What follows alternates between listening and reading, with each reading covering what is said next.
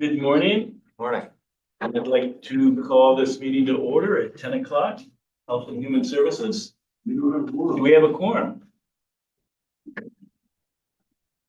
We do have a quorum, right? We have a quorum. We're good. Meeting is open at 10 o'clock. First order of business is to accept the minutes from February.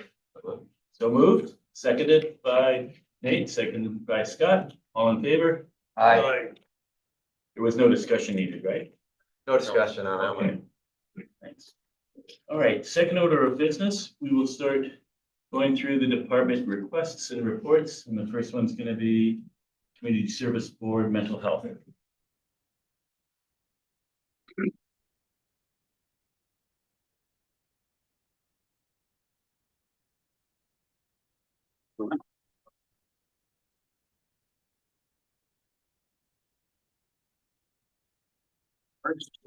First item I have is a request to amend the Washington County budget. The amount of $113,170. This is 100% state aid from New York State Office of Alcoholism Services and Supports. And this is designated for one of our contract agencies, the Council for Prevention for the Recovery Services. And this is additional state aid that we just want to be able to accept and pass through to the agency. So we'll need motion, Finance? move to finance. Any discussion before we move it to finance on how this is and what it is? So It's all good, all good. all in favor? Aye. So moved.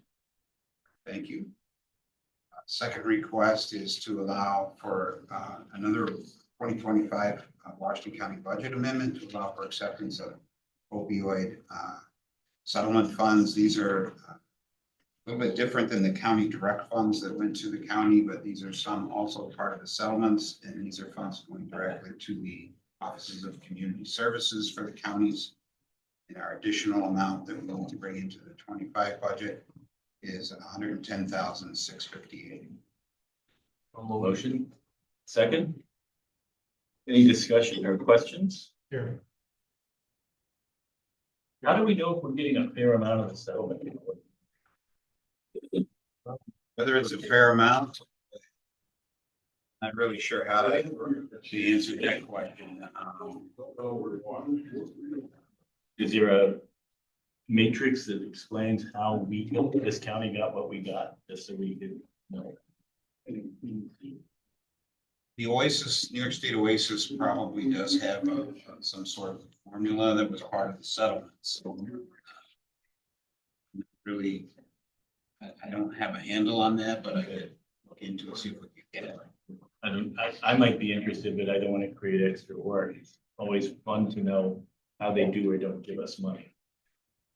Yeah, I'm sure it was formula driven, and we could probably get a hold of the formula. Carly. Just- Oh, Is this resolution money you're getting in 25 or money you got in 24 that you want to roll into 20? So this is all money we're getting in 25. Okay. However, there are some supplementals that are part of it that were considered 23 and 24. Out of the 110,000, is any of that money you already got that you're rolling forward? Okay, This is all new money coming in Okay. 25. perfect.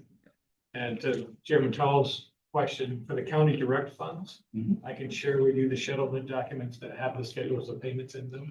Okay. For Rob's, I cannot because that's money that went to the state and then they distributed. But for the county direct, I could share with you the settlement documents that show the payouts. thank you. Sure. Thank you, Treasurer. So move to finance. All in, we've Oh, we already did done that. that, right? So all in favor? Aye. Any opposed? Motion passes. And I do have one other item that came up here I'd like to put forward.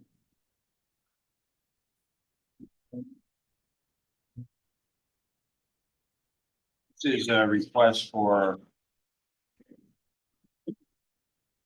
appointment to our Community Services Board. We would like to have a resignation from Mary Murphy.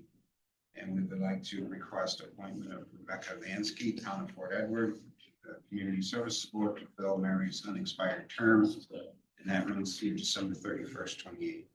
Excellent choice. So moved. Seconded. Right, any discussion?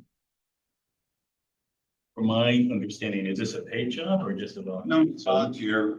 We don't need to go to personnel, we don't need to go to finance, it's just approved. I think so. All in favor? Aye. Any opposed? Resolution passes. Yeah. That's all I have. Thanks, Rob. Thank you. Okay. Moving along, we're into veterans.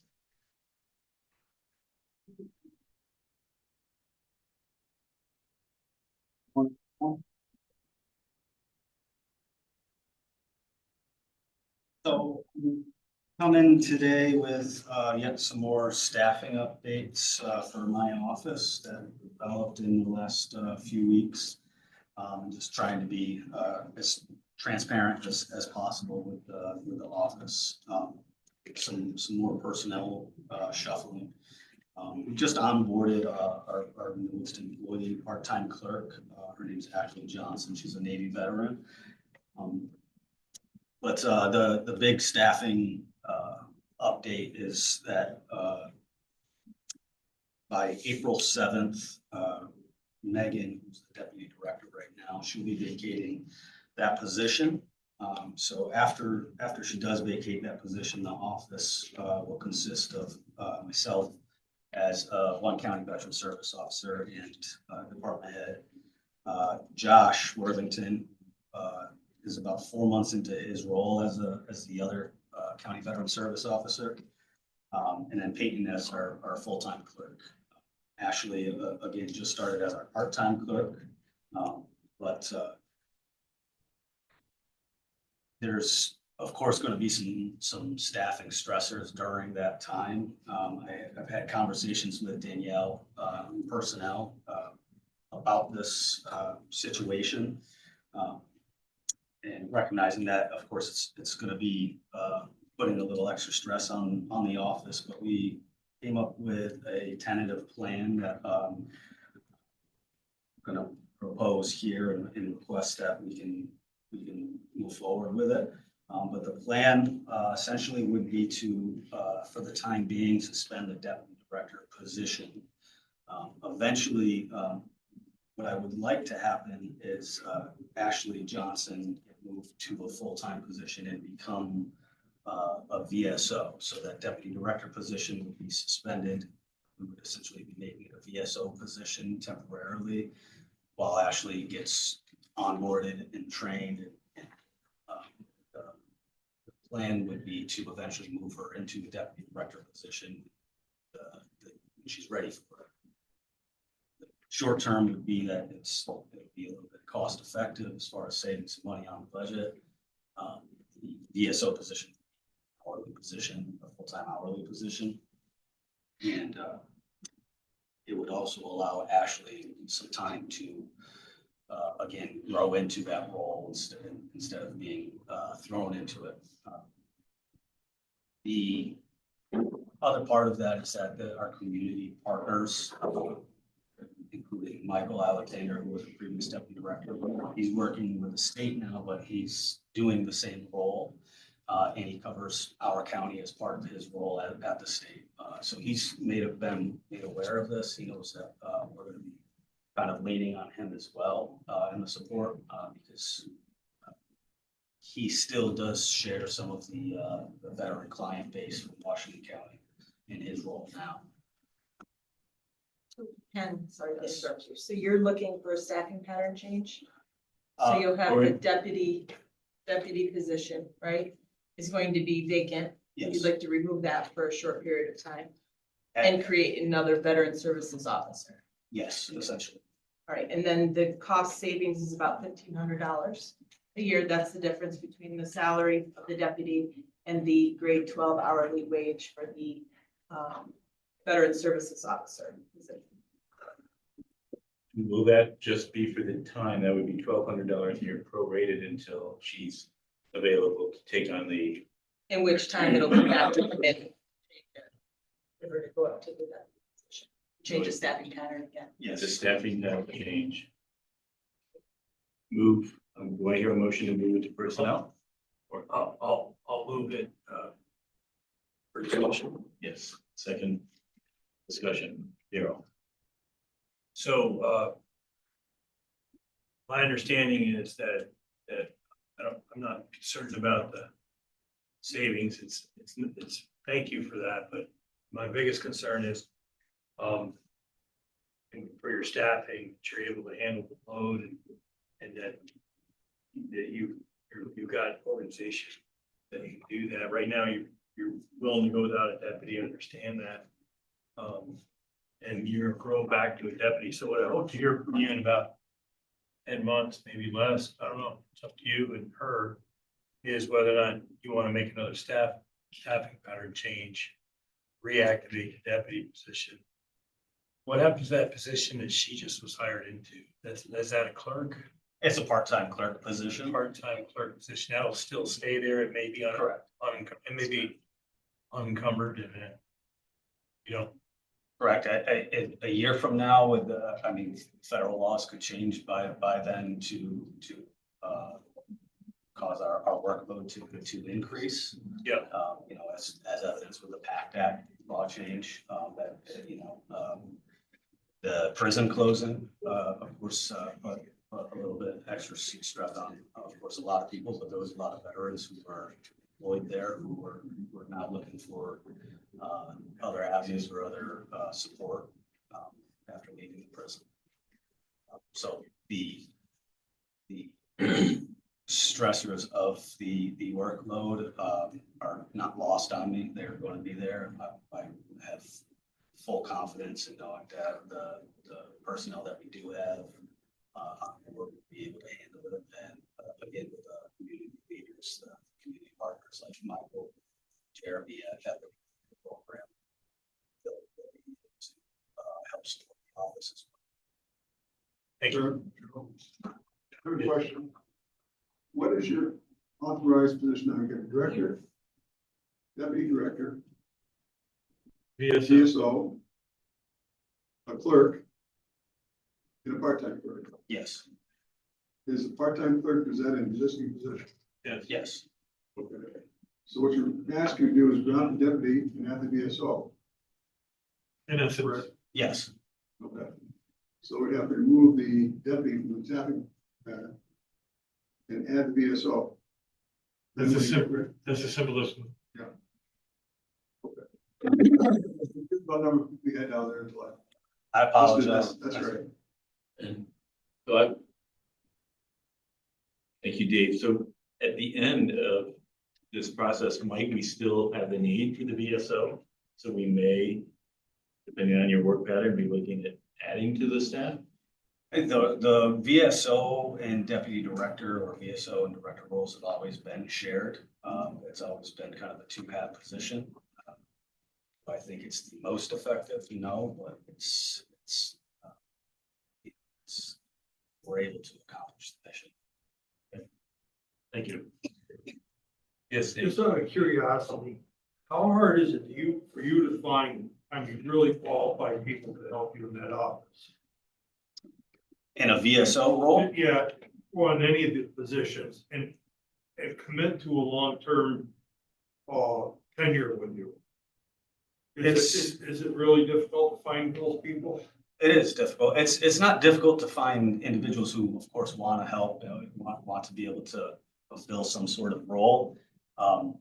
The difficulty really comes after they're about six months to a year into the position and getting their own caseload with their own veteran clients or surviving spouses and family members. A lot of it, biggest concern for me would be the burnout long term. It's a lot of tough conversations that are had, especially if we're looking into claims or we're talking about healthcare, military experiences, of course, physical mental traumas and developing or building a veteran's claim from there. We're quite often starting from scratch. So it starts with earning a little bit of trust from that individual and building a rapport. So those things take time. And then they also have to kind of be working with their healthcare providers to build enough supporting evidence for us to move forward with things. It takes a long time for somebody to be efficient as a VSO, to be able to fill out a form and send it in for the veteran. It's easy enough, but to understand kind of the 5 Ws of what needs to get done and why, and where to send those things, or how to reach the veteran to have an actual conversation, those things take a long time to kind of hone in.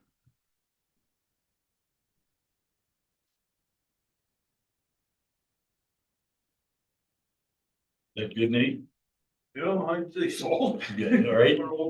Going beyond. Any more discussion? So voting to move to personnel, it's been seconded, right? Aye. Aye. All in favor? Passes. The last thing I wanted to mention, and I apologize again for not having the color flyers printed. Had a little bit of a problem trying to get that to work, but I'm gonna have flyers for a brief ceremony that Deb Donahue and myself are kind of putting together to kind of officially recognize Washington County as a Purple Heart community in Purple Heart County. Deb has invited and he's accepted the invitations for Assemblyman Scott Van to be here April 18th at 11:30 after the board meeting outside entrance B. Where Deb's going to be presenting the signs that are going to go up on the roads leading into Washington County, recognizing Washington County as a Purple Heart community. And there's also going to be a sign up outside of entrance B as well. So the ceremony will take place just outside there.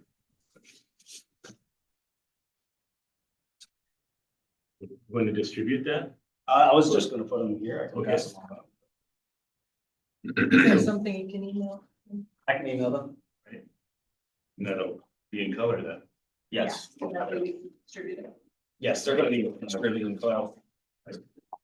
So any further business with veterans? Nothing. Thank you very much. Thank you. Good. Now we move to youth.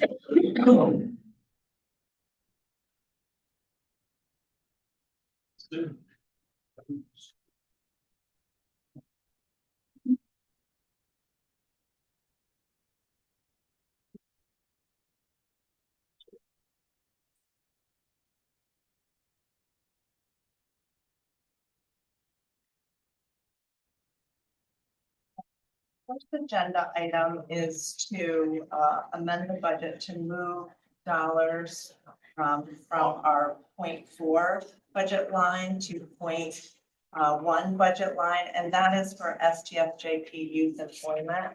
And that's because we used to contract with LEAP services, so it was in our contract expense line. And now the county will be processing the payments for youth employment through the county. So it just needs to transfer over. So, second. Any discussion? All in favor? Aye. Pass. Thank you. We recently got notification that the Safe Harbor Coordinators Gathering, which is for Safe Harbor coordinators, will be in Lake Placid this year. We had anticipated that it was going to be local. Thus, I didn't put it in our travel plan, so it would just be one overnight, but for 2 staff, and that is in May 15th. Is the actual conference. The cost, the conference itself is paid for, so it would be the cost of the room. I'll make that motion. Seconded. And that's to move it to finance, or do we just approve it? Gotcha. All right. All in favor? Aye. Thank you. And then the last item would be just to review the Youth Bureau annual report. And I gave you both Youth Bureau and alternative sentencing. For those of you on public safety, bring your report back. But I won't touch on the alternative sentencing piece of it necessarily, so I'd have something to talk about at public safety. So in 2024, because the state, of course, has different budget years, I think we were pretty active on the Youth Bureau side with all the different funding streams that we had, youth sports and education opportunity funding last year, 23-24. There was a total of 32,490. Youth team sports was a total of 27,244. That went out the door to youth program, youth sports and education opportunity program. And we really had, with the exception of the southern end of the county, we really had the northern end. We had a lot of funds that went to Whitehall and locally to Hudson Falls. Fort Edward funds in the past have gone out. So, I mean, it's a great funding streams. Hopefully they'll continue. We expect that youth sports will continue and potentially youth teams as far as that. And then on page 5, I did add some youth data only because it's easy to forget how many youth we actually have in Washington County. In K through 12, there's 7,589. Our disconnected youth rate, those are youth between the ages of 16 and 19 who are not in the workforce and not in GED classes or in any educational. So that's a bit high compared to the New York State rate. And then, of course, I know everybody's probably heard this, but we have an absentee issue in the schools. We have many of our Washington County schools, along with Warren County, we're not alone in that. We have high rates of absenteeism. And that's from kindergarten up. You would assume it might be our high school level, but our elementary level of absentee rates are very high. And then combined, go ahead. Is it getting worse? It is, so Whitehall, so I'm just going to use Whitehall as an example because they were really the highest absentee rate when you looked at the school report card. They have made some real progress this year and the rate is reducing.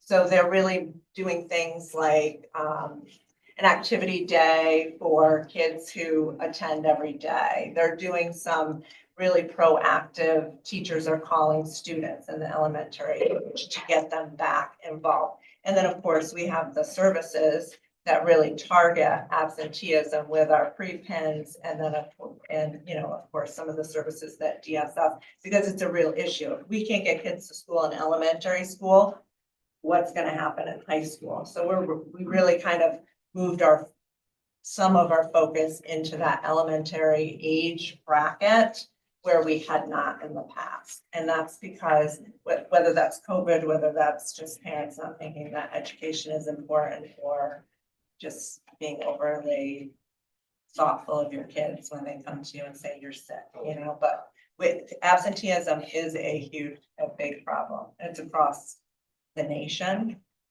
as far as that goes. So I think it's improving. I'm hopeful that it'll improve, but I have a sneaking suspicion that we're going to see in the next couple of years that bump of 16, 17-year-olds that are going to be in need, that are not going to make it through school in need of GED services and no diploma. And that bump's coming as a result of the K through 6 kids. And the COVID years, like I mean, we can't blame that completely on COVID, but it kind of set a tone of families not sending their kids anywhere and they got out of that routine. So it did not help kids getting back in. There is anxiety. Anxiety is like one of the #1 reasons why the kids don't want to go to school. And whether that's because they had a year when they didn't have to. I don't know the reasons behind that, but it definitely is an issue. at this point in time. So those are kind of a couple of the data points. And then I wanted to point out that according to our annual reports for our YDP programs, and those are youth town and village programs, we actually had, we served, or they served, over 4,000 youth. So that's really a good number. And that kind of counters some of that negative not going to school, because we have some kids that are really, we have some great programs and a lot of kids that take advantage of those programs. So we kind of did a rate of, we have an intervention rate with those programs of 63%. Now that's give or take, data is always, census data is, depending on what data you're looking at, is like 17 or 18 versus 21. So we know we have some gaps there, but I just wanted to point that out, that we really, thankfully to the town and village programs, they serve a lot of kids with funds. And then the next page, page 6, is really about our programs that are partially funded using the STSJP funds. And those are like a collaboration with DFS to come up with a plan that addresses some of those negative aspects, or kids, to stop them from transitioning into the criminal justice system and or into high cost services. So that we've been able to, we created JCR or pre-pins program. I think this is the 3rd year, and 7 of the youth in 2024 moved into that next realm of having a full PINS petition filed. But we had 46 open cases, 52 referrals, 42 open for this year, and 46 closed. And we do, it's a short-term program, 60 days. We may get a youth a second time around, but it's really to address 4 key issues: absenteeism, behavior, substance abuse, and or running away behaviors. So those are the target behaviors, and it's really an intervention. We use our incentives often as a way to get them going to school, because as soon as they get going to school, then they usually maintain and improve those behaviors. So marginal improvement, I mean, we've tried to really factor in, all right, marginal improvement that closed at the 60-day are they improved their behavior, but it wasn't behavior and or attendance, but it wasn't 100%. They may go to school 3 days instead of 5, but it's an improvement over 1 day versus, so we kind of try to measure them in a different way than just successful or termination. And then the youth employment program, we often see kids that don't have many opportunities. Last year we served 12 youth. They performed 1,300 hours, a little over 1,300 hours, and it's all sorts of projects. We spend a lot of time at the fairgrounds, doing, even before the fair starts, we do a lot of prep work, cleaning up the bunkhouse, 4-H bunkhouse, cleaning up the soft ice cream, the 4-H ice cream facility. So we do a lot of work there, and really wherever we can find work for those 14 and up age bracket. We had 16 kids in the JCR Community Restoration Program, and those are the next level. We have pre-pins, and then the next level would be really pre-pins, then it would be pins with Tammy, and then that next level of kids that really are not behaving or changing their behaviors with pins would then be referred to the JCR program. So it's kind of a 3-tier with the hope that they would move forward into a detention or into school placements or any of those types of things. Or did you say with hope that they would not? Would not. Yes. The hope is that we will not move forward into any juvenile justice behaviors.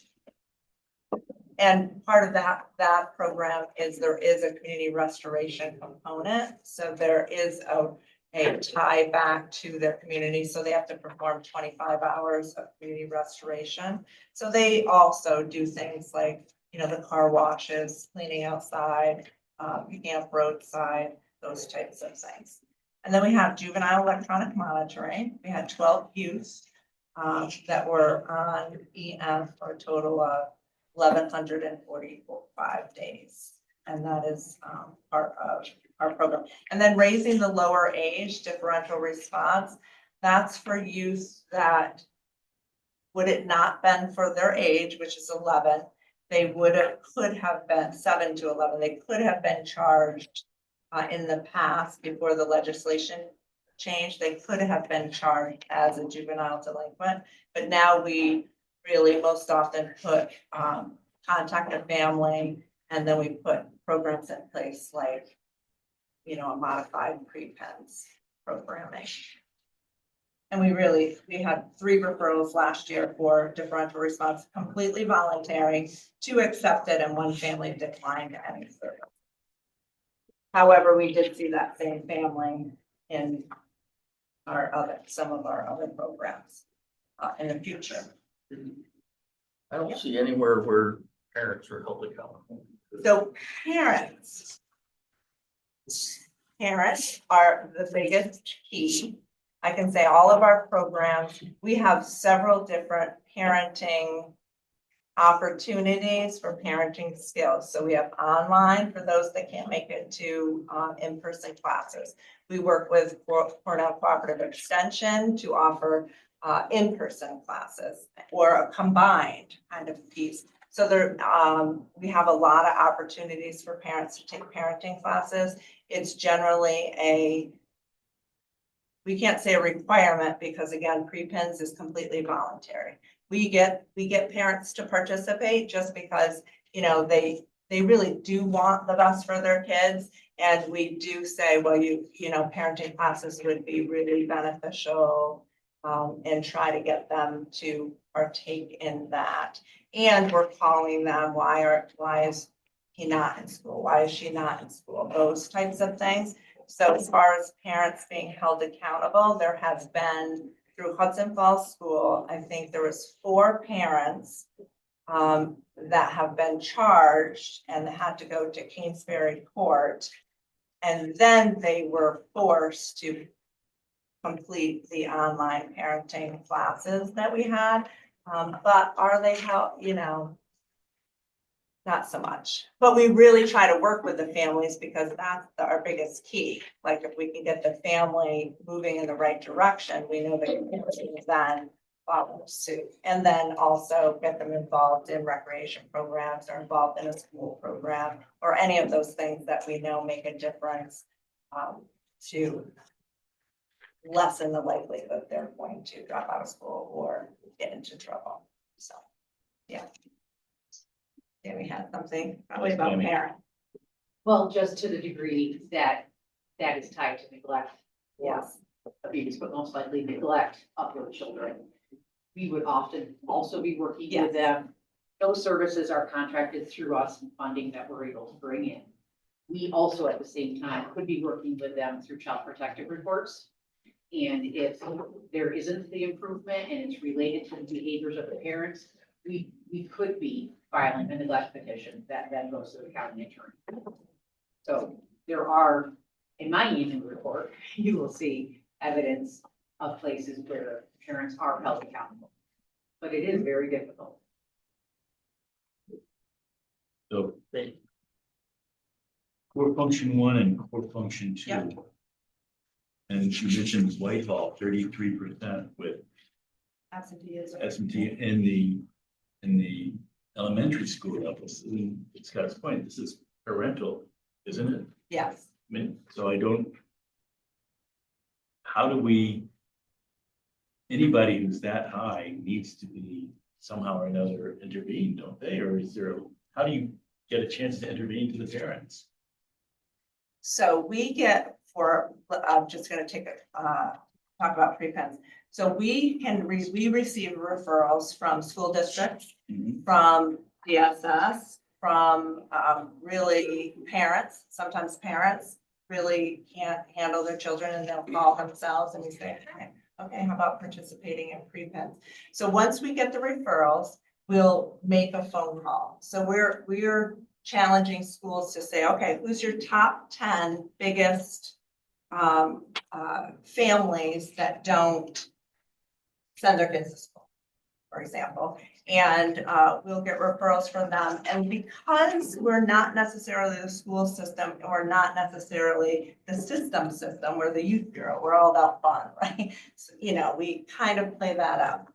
And we really, John, the case manager does a great job of at least getting parents to start the intake, right? Because that's the number one biggest challenge. They don't have to because it's not a forced program. So it's really our, and I think he has an 81% participation rate. So he has really good luck getting parents to at least have conversations and to start that.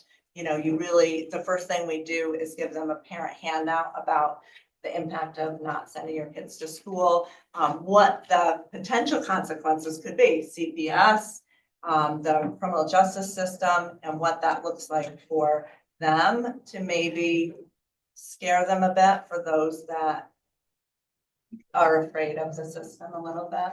So that's the goal. And oftentimes they start sending their kids to school. Even if we never do a full intake, their kids start going to school or they start paying attention to the behaviors. So sometimes it's as simple as that. And then other times it's really working on specific, getting some resources into the family, maybe a care manager or something that can help them with keep track of all of the appointments or things like that happen.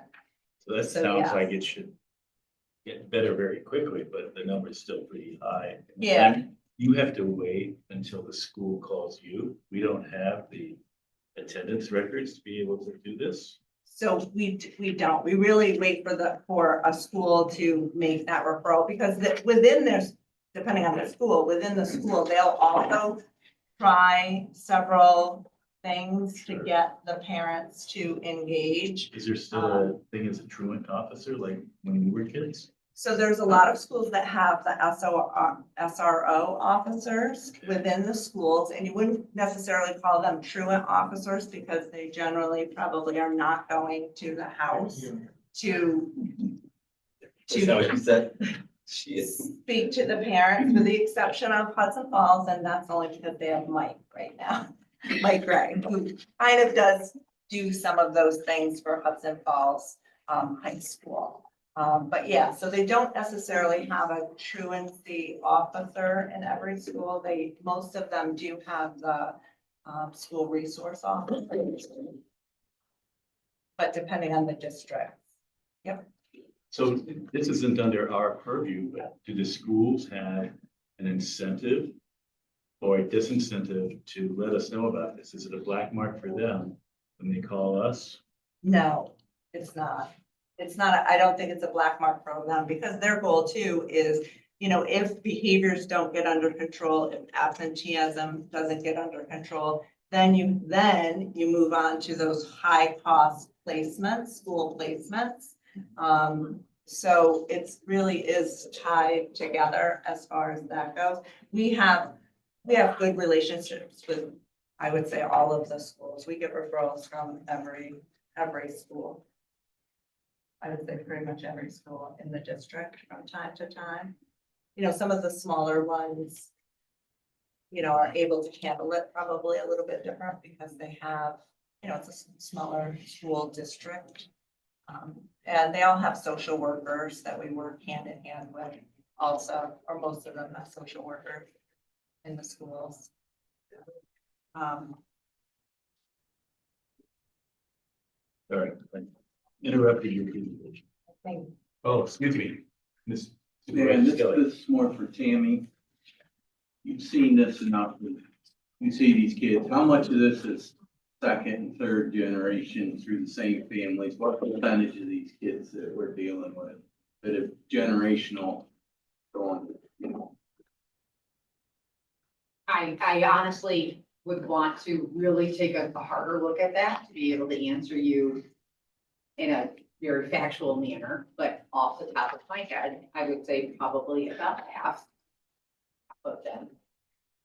We have a lot of families that are new in our county also, and a lot of working families leave, the adults leave the house before the kids. We have a lot of occasions where the problem that we're hearing about with the kid, the parent thinks they're in school. So there's a mix of all of it. I think also that homeschool or virtual school period of time of the 2 years made things all that much worse to get kids through their social anxiety or whatever to get into school as well. Picking up on Supervisor Skelly's comment and question, these numbers have been getting higher for absenteeism over the years. And do we think it might be not just generational, but technology? There's more cyberbullying today, and it's easier to penalize kids than it used to be physically present, so they won't even show up. Yeah, and it's probably like a lot of different factors, really. I mean, technology, they can still be tied into things and still be at home, you know, the bullying, certainly the fact that they're so tied to their electronics is playing a part. Yeah, there really is a lot of factors, but it's hard to pinpoint one single thing other than just say, parents, you need to send your kids to school. You know, it's a requirement. We are seeing a lot of an increase in homeschooling. So whether that's really, they have the capability of homeschooling, which is another reason I think we're gonna see kids in the older that do not have a high school diploma and are perhaps deficient in education, because there's a lot of times, you know, they'll homeschooling may not have as much oversight, so parents often go the homeschool route. And, you know, I would be challenged to homeschool my daughter to make sure that so they may not have the capabilities really. If there's a direct correlation between the fact that we can't beat our kids anymore and the absentee rate that we look at today. I mean, you didn't have to beat them, they just had to believe you would. But Yeah. maybe I'm a little extreme.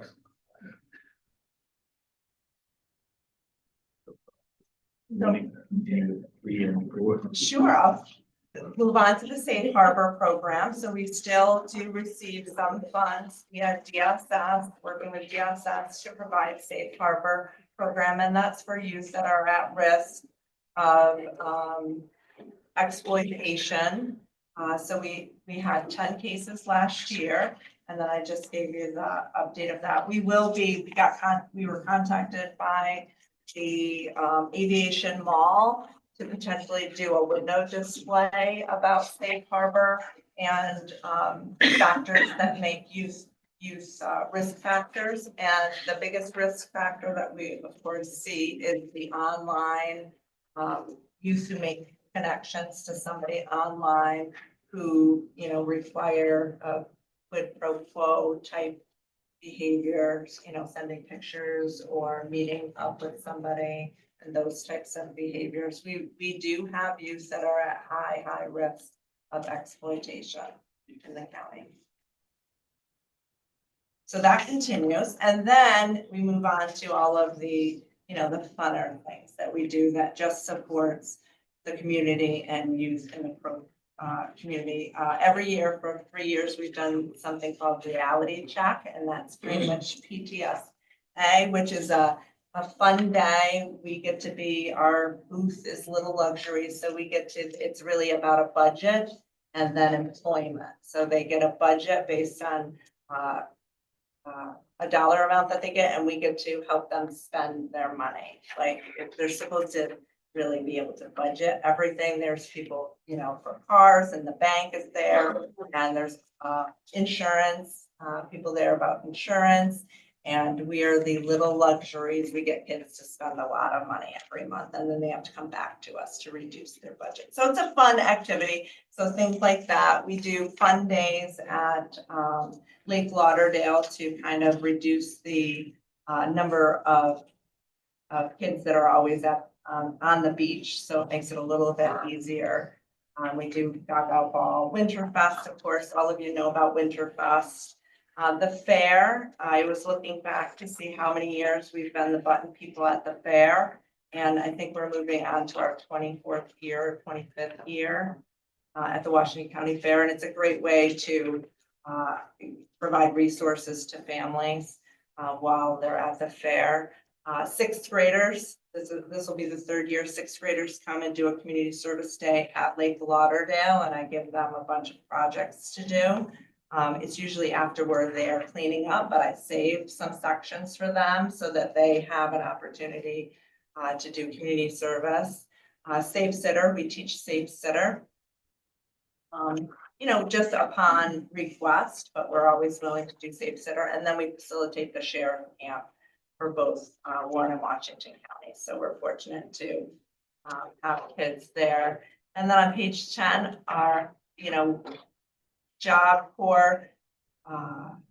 We bring kids to Job Corps because that might be an opportunity. We have the Hudson Falls Derby Park gameplay day.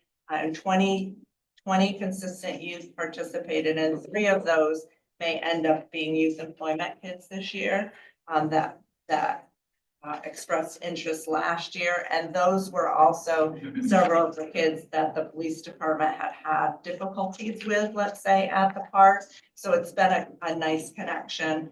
And then, of course, our lifeguarding, and we started facilitating our volunteers to do lifeguarding class several years ago when the parks were having a difficult time getting certified lifeguards. But since then, we're fortunate we have 3 staff that are trained lifeguard trainers.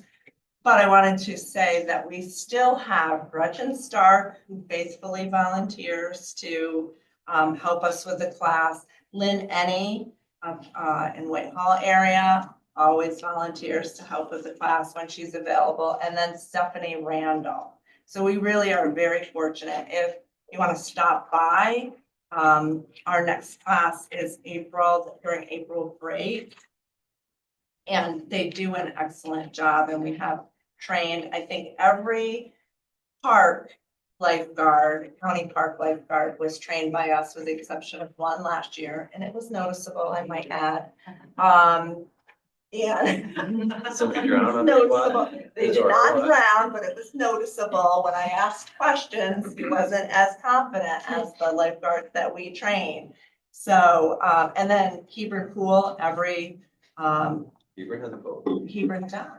Well, it's at the, what used to be the Presbyterian Church pool. So every year they have a 3-week swim instructor. So they hire probably 6 to 8 youth every year, and they teach swimming lessons for 3 weeks in Hebron. So Hebron Pool, then both the Greenwich Rec and the Cambridge Youth Commission, both of those are classified as camps. And if they go to somewhere where there's a water event, they have to have lifeguards. So those lifeguards were us. Fort Everett Pool, every lifeguard that he has down there has been trained by us. And then Kingsbury usually does their own training. However, we trained 3 of their adult staff this past year. So we try to support anybody that has, water, so that we have some trained lifeguards. And then just the Warren County contract, we do have to renegotiate the Warren County contract and up that this year. And then, we have annual plans that we are responsible for both Warren County and Washington County. And our oversight agencies for Youth Bureau related are generally OCFS, 2 different divisions, Division of Youth Development and Partnership for Success, and Bureau of Youth Development and Wellbeing. So I think that mostly wraps up the youth bureau, and I did put, and I went back and forth, I added transitional services, which is a contract that we have with Hudson Falls School District to provide 10 hours of services to youth who are incarcerated, which really is generally incarcerated and school eligible. And it usually is 2 to 3 a year that we provide 10 hours of things like job readiness, thinking for a change, some sort of extra curricular activities. And then we also offer up from time to time, they use our space for tutoring. Because if they have a youth that they don't want to have in their district, they'll often call us and ask if they can tutor a youth. So right now we have they come Monday through Friday and use our space for a couple hours. So that's our Hudson Falls transitions. And then Alive at 25, I go back and forth, I'll review it, but Alive at 25, you can be 16 and get a ticket and have to take Alive at 25, but that goes up to 25. So I'll talk about those at public safety. Any more questions for Sue on her presentation? Thank you very much, Sue. Pretty busy driving. No. Maybe I'll get that in. No. Well, I didn't. You now, Charles. Yeah, Ryan Campbell. we should all go down, to the pool. Imagine the scene. Public health. We're doing good.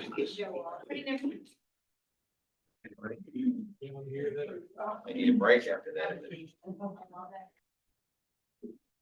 Community needs your services too.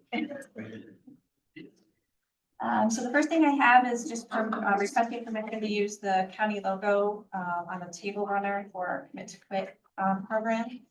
So just looking for permission to use the logo on that Second, table runner. discussion? Aye. All in favor? Aye. Oh, yes. Second thing is another request to use the county logo on stress balls for the Commit to Commit program. And the cost for those would be about $350, and they're 100% state aid funded under Article 6. By Supervisor Hogan. Second by Supervisor Hogan. I thought you were talking like somebody stands on a table and falls back. Any discussion? All in favor? Aye. Motion passes. And then I just have a couple things under program updates that came up after the agenda was submitted. We'd like to request permission to apply for the Child Passenger Safety Seat Program. This is a grant we've had for many years. Starts 10/1/25. Seconded by Supervisor Hogan. All in favor? Aye. And we did receive notice that we received one of the small grants that we requested through the Walmart Sparks Foundation. So it's $1,000. So we'd like to request a resolution to add that to our 2025 budget. Motion to Supervisor Hogan. Second. Supervisor Wilson to move to finance. Yes. Any discussion? All in favor? Aye. And then there's a data use agreement that I've been requested to sign for, it's an EMS-based software through the state, which is called Biospatial. It would be de-identified information, so there'd be no patient name, no address, but it would really give us more information on where those 911 calls and those emergency responders are responding to and why they're responding. So it'd be more data for us for public health, for planning. So just looking for permission. I did run the agreement through the county attorney through Dan, and he approved it as far as the form. So just looking for permission to go ahead and sign that data use agreement. I'll make that motion by Supervisor Wilson, seconded by Supervisor Hahn. Any discussion?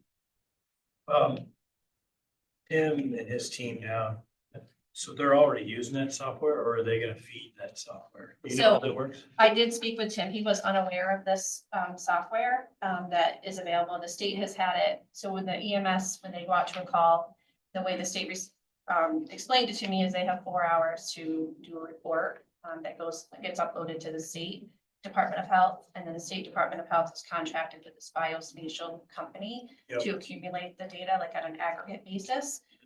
So public health can have access to that. And then we can also I'd be able to add Tim as a user into that system if it was something that he was interested in. So it's not real time. You have latency of at least 4 hours or after the call. Right, until the state gets the information. And then does the state compile it or it's into their database and you have access right away? So it goes into the state database and then it gets uploaded into this biospatial and then we would have access to it. So when I asked the state, what is the delay on that? Because that's one of the problems with our data is sometimes it's quite old when we get it. This would be more real time than we have access to other data. So it would probably be by like the next day. They said they upload data every 10 minutes. It depends on when they're getting the information from the EMS agency. So what do you want to do with all this? So I would like to use it for planning and for public health programming. So it can also help like the sheriff's office when looking at number of opioid overdoses that are happening. Sometimes EMS gets there, the Narcan has already been given or EMS is giving that. So I can also coordinate with the sheriff's office, to make sure that it's been fully reported. So it's up-to-date statistics. That'll be helpful. Any further discussion? All in favor? Aye. Motion passes. And then I just wanted to give you, I'm sure you've seen it in the news, measles continues to spread within the United States and also in Canada. So as of Monday, on a CDC call that we were on, there's been 378 reported cases in the United States, only 4 in New York State, with only 1 of them being outside of New York City. So we are running stuff on Facebook and campaigns and stuff to encourage people to be up to date with their measles or their MMR vaccine. And then the good news, seasonal flu is continuing to decline, which is good. They have seen a switch from flu A to flu B, but overall it's been declining. And then of course with the warmer weather comes the ticks. So just, be cognizant of that when you're outside or have your pets outside. And then our first rabies clinic is coming up this Saturday. It's going to be up in Whitehall. Registration for that closes today, but we are almost full for that rabies clinic. So that's a good thing. Where was the highest concentration of measles in our country? Right now Yeah. is in Texas. That's where it all started, right? Yep, and it has spread to several other states. In the Bible Belt? I don't know exactly where. Texas, New Mexico, and Oklahoma are the primary locations of that current outbreak. And it is within a population that is not vaccinated. Is that the idea? It would be more along like the Amish or Mennonite communities. Correct. Yeah. Any other questions? Thank you. Thank you. Thank you. Good luck with the data. Thank you. They're very quiet. Internet, a lot of volumes. Like one more good shot. Junior high dance over here. You're saving money then. Yes, you are. Good job today. We're all stunned in the shock that they can't even read. Oh, The red light district over here. those are orange, not red. They're scary, whatever they are. Hello. Good morning, everyone. I have a couple of items. The first item, I wanted to let you know that that NYVT Media is changing the way that they do business. So right now, Office for Aging has an agreement with NYVT Media to do a community connections supplement in the Free Press newspaper. So I did let some board members know, I believe. But I wanted to share that at this time, they are no longer going to print the newspaper and everything is going digital. So we did have a meeting with NYVT Media on the 13th of March, and they confirmed that everything is going digital. We have one more opportunity for a printed Community Connections newspaper. And then after that, everything's going to be located online. So at this time, our hands are kind of clasped with what we can do. Our options are pretty limited. We do know that this presents a huge challenge for some individuals who don't, for instance, have access to the internet to view our information. It definitely will have an impact, we think, on our publication of our community events. So in looking at that, we're gonna feel it out. My hope is to see if we can somehow, in some way, shape, or form, be able to provide a printed news, call it a newsletter. And we're looking at some options on how to do that. So I did want to let everybody know that the April edition of Community Connections will be the last printed edition. Collector's item. Yeah. Yeah. I know. So it's. How might you cultural change. distribute the printed one? What are your ideas on distributing the printed version? So ironically, in the past week, I did get some information from a company who says that they can print a newsletter for free. And the reason being is they use advertisers, which is kind of like what we do right now, why our cost is so low with NYVT Media. They use a lot of businesses to advertise, which covers the cost. So as far as distribution, we're considering possible options. And one option being, if we have printed newsletters, is to have our meals drivers distribute them in the community at certain locations. And most certainly individuals who receive services would get a hand delivered newsletter. Still drop off with the supervisors, town halls, that kind of stuff. We can still push it that way, yes. Sure, that would be great. And, we still are looking at different options and of course following the procurement policy and such. What we can do. So we're probably gonna need some time to really look into that. Is their whole operation going digital or they're just not gonna print community connections? So what's shared with me is that the Granville Sentinel and Whitehall Times, which I believe they said in the meeting they had combined to produce one paper. My understanding is that that will still be printed. But the free press that reaches like over 22,000 households in Washington County is no longer going to be printed. Is it fair to say that population is not technically adapted to go to the electronic version? So it depends on the person, obviously NYVT Media is really pushing digital and gave the example of her 80-something-year-old father who can access information online.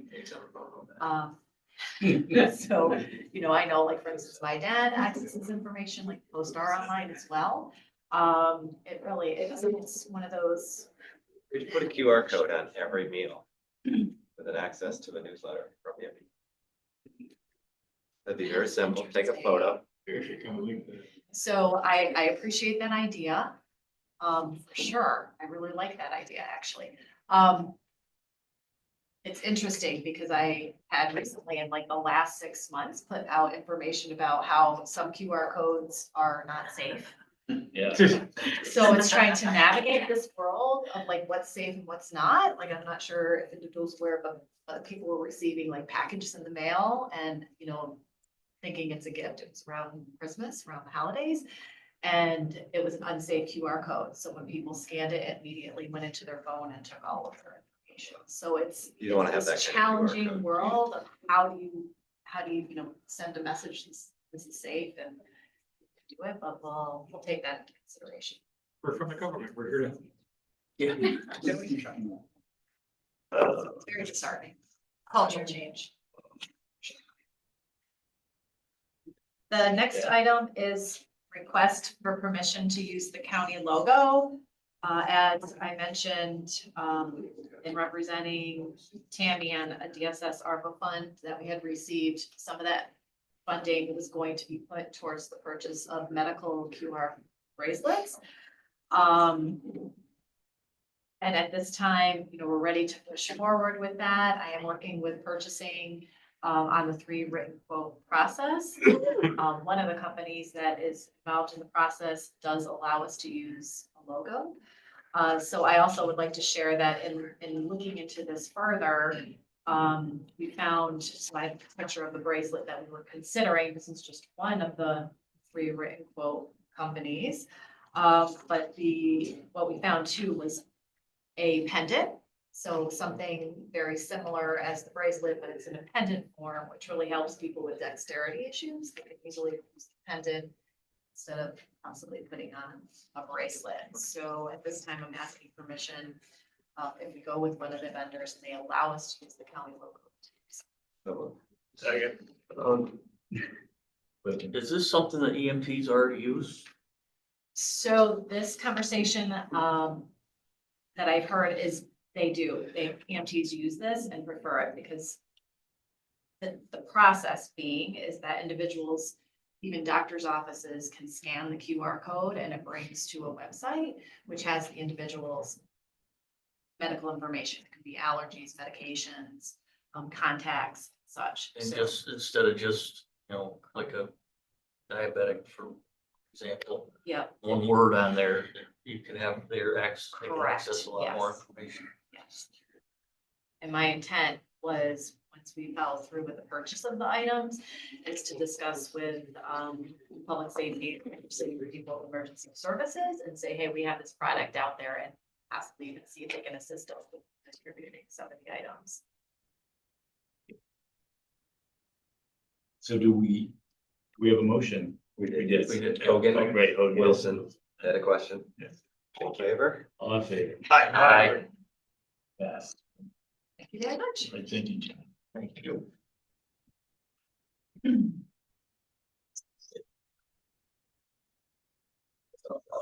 Somebody adults in this one. Tammy? Feel that? No, she kept it warm for you. You changed your mind. No. Nope, now more than ever, quite frankly. Wow. If only I'd been born a year sooner. You don't. Oh, You think it more, dude. Pardon. No, nothing to that. I'm going there again. Good morning, everyone. Morning.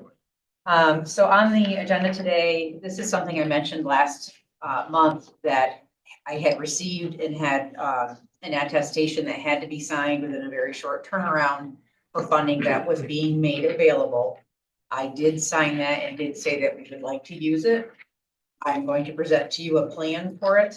It is referred to as the Adoption and Legal Guardianship Incentive Funds for Local Departments of Social Services Recruitment Activities. It was released on February 14th.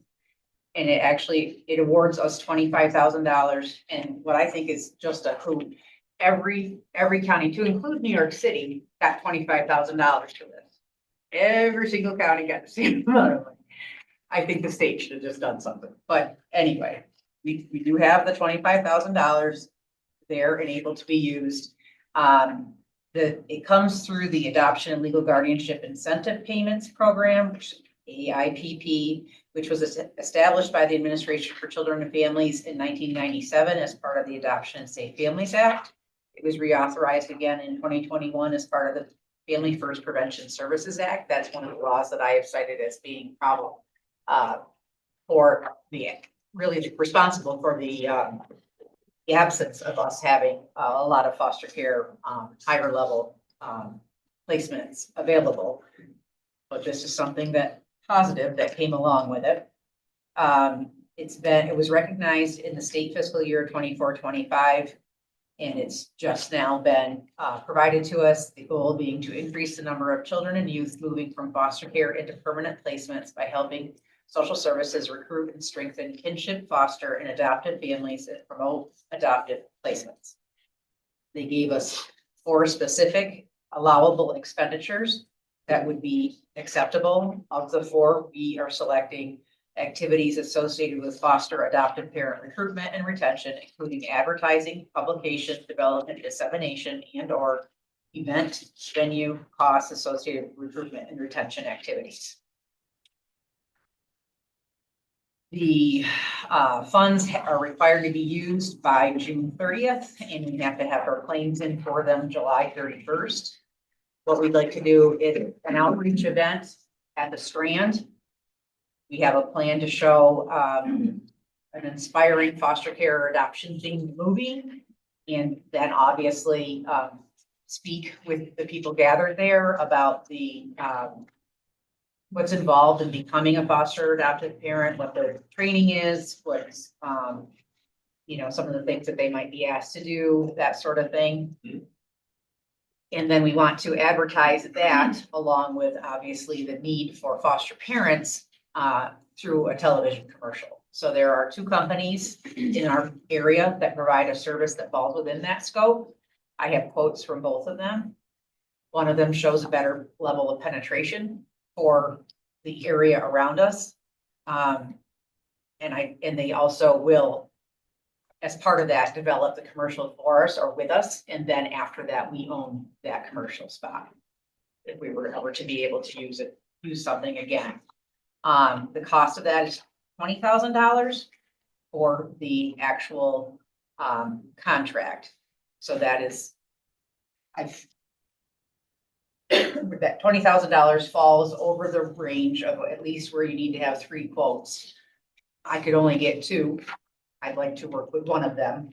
So in terms of the waiver request, I don't know how that actually works out. To the procurement policy. I'm asking for a waiver to the procurement policy. I'll second it. Any discussion? I'll further my explanation just a little bit, because I want you to know about this. The cost to rent the Strand is $750, and they're gonna provide popcorn for the event. We're gonna show this on June 22nd. There is, because of that turnaround that I just mentioned, we also need the approval to present the voucher to audit on June 20th, which will be in advance of the June 22nd showing of the movie. So the check won't be cut to Strand until afterwards, but it allows us to meet that claiming deadline.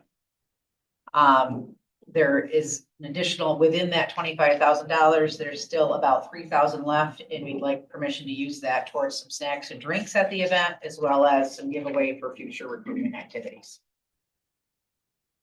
That's the plan. Do you also then need, this is a question, not a statement, do you also then need permission to provide food at the event? Is that it? Yes, That'll be a separate one.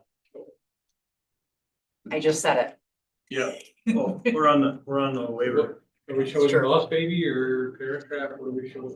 We're showing there's one that was released last year on July 4th. It's called The Sound of Hope, the story of Possum Trot. Wow. Which is about a town in Texas that their tiny church in East Texas who inspired 22 families to adopt 77 children from the local foster system. Okay, like kids.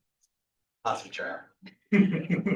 So this is money that was already recognized in our budget. No, it was not. This So is we something the We need state to recognized start it. at the finance accepting the money. Yes, sir. Yes. Motion to move it. We had another motion. Yeah, I thought we had a motion on the table just to Waive waive the procurement policy, so she could. Which would be first? Or you could bundle and say, look at me. So I'd like to amend my original motion then to include moving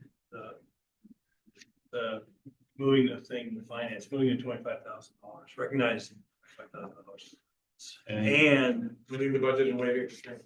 exactly, Al. And allowing food to be served. Allowing food to be served, is that a bundled package? Popcorn. Does we save? Is that, let me last that, Deb, is that allowable?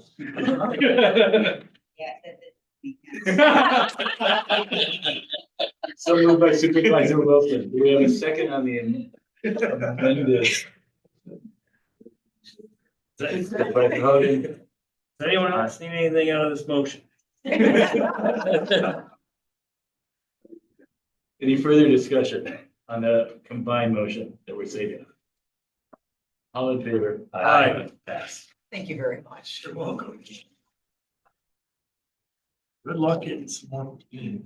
Yes, yep. Any families that will come to us and have the interest and willing to work with us are much appreciated. And my retirement notice, I had provided a letter previously, but I just want to make it even more official. to say that I will be filing necessary paperwork with the retirement board, selecting my last day of service to the people of Washington County to be August 29th of 2025.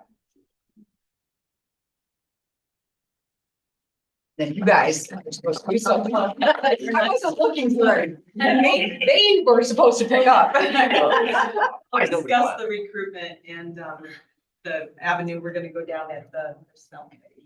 Okay. So you move that to personnel? It's Just that it's gonna, we don't have to move on, have a motion on this, right? There's no information. I thought it was 2 years ago. when I There's told you. nothing this committee can do other than persuade you to extend the date. George. There has not been enough persuasion. You have something on Labor Day to go to, right? Right. You got a Yes. big Labor Day shindig, so. Sure I do. I also have a grandchild that will be about 2 months old at that point, but I'm not providing all the childcare.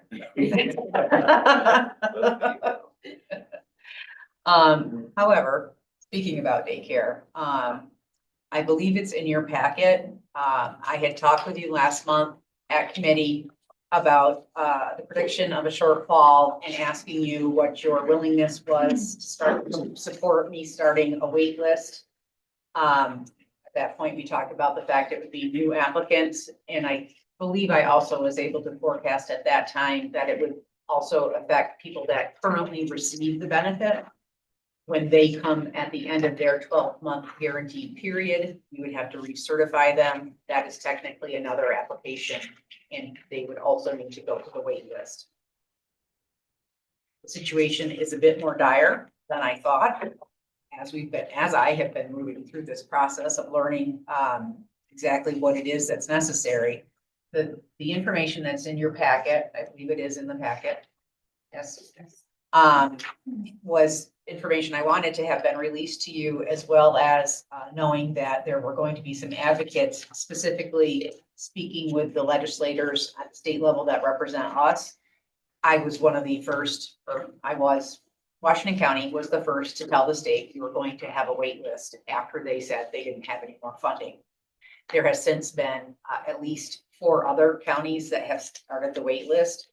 But at that time, the advocates were specifically looking to do some advocacy around the folks that would be speaking on the part of Washington County. The information that's in your packet is all of what I wanted to be able to provide to them as well. I won't reread all of that to you unless you have questions about it. And I'll tell you also why it's gotten worse. Anybody want to talk about the information that's in the packet? We have it. Yeah, we have. Oh, it's just- I thought there's no how about. Worse. You're gonna tell us why it's getting worse? I am. All right, that's the question.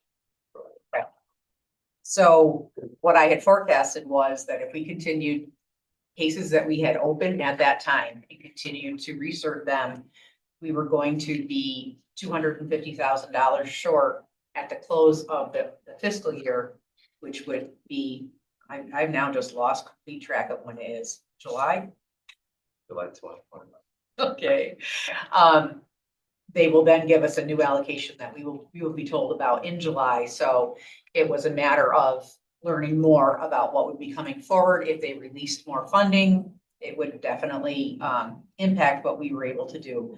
But to catch up to that $250,000, we had anticipated that we would have to close all of the cases as they came for research. Because again, they're guaranteed 12 months, so we can't stop them during that. But as they came for research through until September. So then anybody that was after September, we should have been at the point where we're caught up to that funding and be neutral. And then we would have new funding to move into. What I have learned is that at that time, or at any time, when we make a decision on a case, people have a right to a fair hearing. When it is a situation where we have been providing them a benefit and they are now denied for the benefit, they are able to request what is called the aid to continue. They would continue receiving the benefit until the fair hearing is held. Fair hearings are backed up considerably in our state. And it wouldn't allow us to stop the spending in the manner that I have projected would bring us out to neutral. If people ask, we are not telling people, but I am here in a public meeting speaking about it.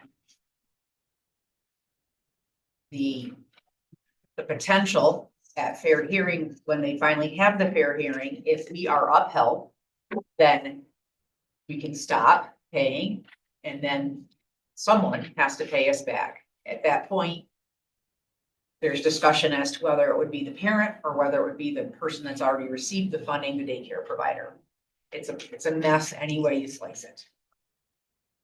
We are told that those are the regulations that we must follow. I had another meeting with the state yesterday afternoon. And not only are they continuing on this continued information and really not coming up with solutions to help the counties.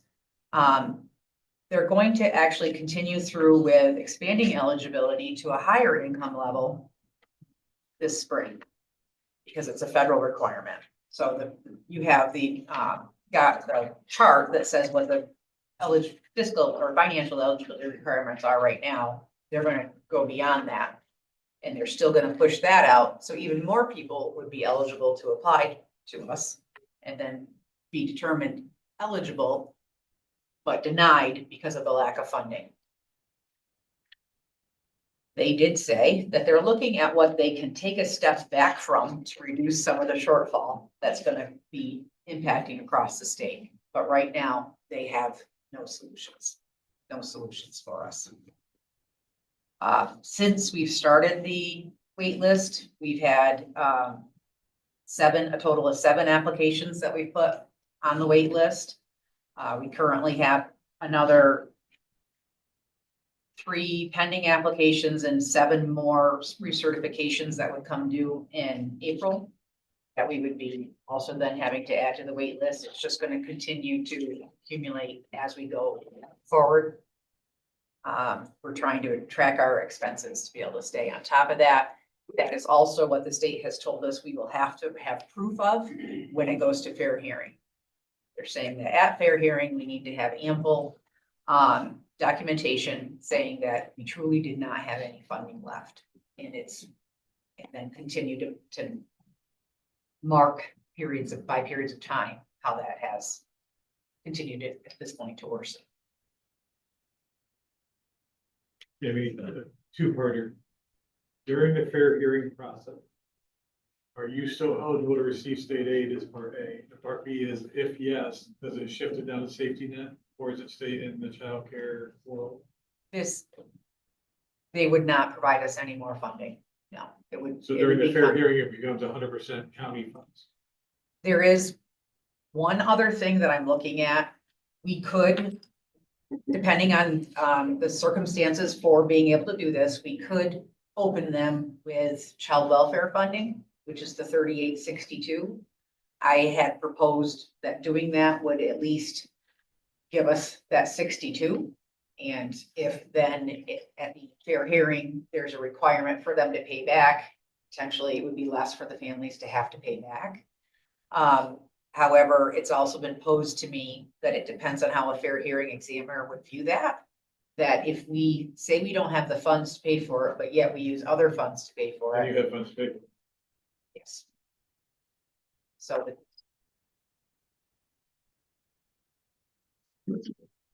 I apologize if you put it in here or in the email you sent to the lead group. Did you, are we notifying families of this? yes, Okay. yes. Yes. I have a question about the wait list. I infer, but I want to make sure. The wait list is strictly time-based in order of application, not needs-based. They'll go on the list time-based. We can then select when we are able to open cases again. We are able to open them based on needs, but the needs as defined by the feds are still what they call income eligible base. low income, they say, are 300+% of poverty. So it still gets us all of the same people that we have been serving. We have talked about it, being able to prioritize people that are involved in the child welfare system. At this point, it doesn't seem like we truly have a good plan about how we would reopen them. That is something that the state is going to continue to develop and work on with all of the counties that are going into this wait list method. We do have potential to change our county plan and say that we are not going to use a wait list. That then becomes just denying people. And then whenever we are saying that we can open cases, that we could have them come back to us. The problems with that is we still would have that same catch-22 with the aid to continue on the cases that are now receiving services and that we would then have to close. They are saying also to us that by having them doing these determinations, we at least will have the data for what the demand is. I guess if the feds ever come back and say, oh, you need more money for this, how much? We'd have data to say, we've had this many applications come to us that are eligible versus us just saying we are no longer accepting. On the average, what is the county share per kid for this program? That's really the crux of it all. When several years ago, when funding became a really tight issue, DSS said we will only use federal funding for childcare moving forward.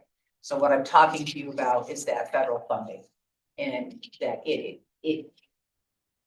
difficulty has become that 12-month guarantee to be able to project out how much more we are obligated to provide and when we will reach that shortfall. Also, the fact that the state had been, the guidance that releases the information about how much money they're going to provide to each county has been revised 3 times. They have continued to provide more funding as it's been larger counties that have reached the end of theirs or, made their prediction more quickly than small counties did, just based on the demand. So they continue to release the funds. They told us in January they still had funds to release. And then no longer had funds. It says it's still in our guidance that when you reach the point that you're going to have a shortfall, because initially they were saying you don't have a shortfall because you still have funds there to claim. Yes, there is still funds there to claim, but the 12-month guarantee can't be covered by it all. So that's the state really hasn't done us justice by truly tracking it or giving us the mechanism to better track it with. So there could be a discussion about funding it with local funds. I know where we're at in our budget, so I don't presume that that's on the table, but that is a possibility. What penalties would we face when we say we don't have funds, we're not even gonna do a wait list? We understand without a wait list, we can't ask for more money at all, but the other side would be, we have a wait list, but we don't let them in. What penalties are we gonna push against? So then for the people that are eligible for aid to continue, I don't know for sure. Okay. My guess is that there could be fines or there could be a lawsuit. It could be something that you can instruct me to take that chance with. Would be directed at lawsuit. There are any number of advocacy groups out there that come in for counties that have in other counties. I've already had requests from New York City based groups because they heard that we were in this situation and they wanted data from us that I did not get to them. Is it possible, so they're eligible, But if we don't have the funding, we give it pro rata. Everybody's getting 62% of what their budget is. They have to come up with the rest. The And regulations and our payment systems don't work that way. right, I'm willing to try anything to that you direct me to do. I understand that this is a predicament that is very unfortunate for the people that we serve and for us to be in as we're trying to plan on services for them. These are working people. Supervisor Skelly. Jamie, it almost looks like this, the requirements on federal, puts undue burden on the more rural counties because we have lower incomes across the board than more well off. We would have a higher level of saturation for sure. And the other thing is if we have a wait list, I think you said you couldn't do this, but I wasn't clear. We have a wait list, and you go in and pick the most needy, the ones that are 50% below the level or 60 versus somebody that's just under the qualifying level. That is what Shelley had also just asked, Shelley from Leap. Want to go back to my notes. Because we did discuss this in the call.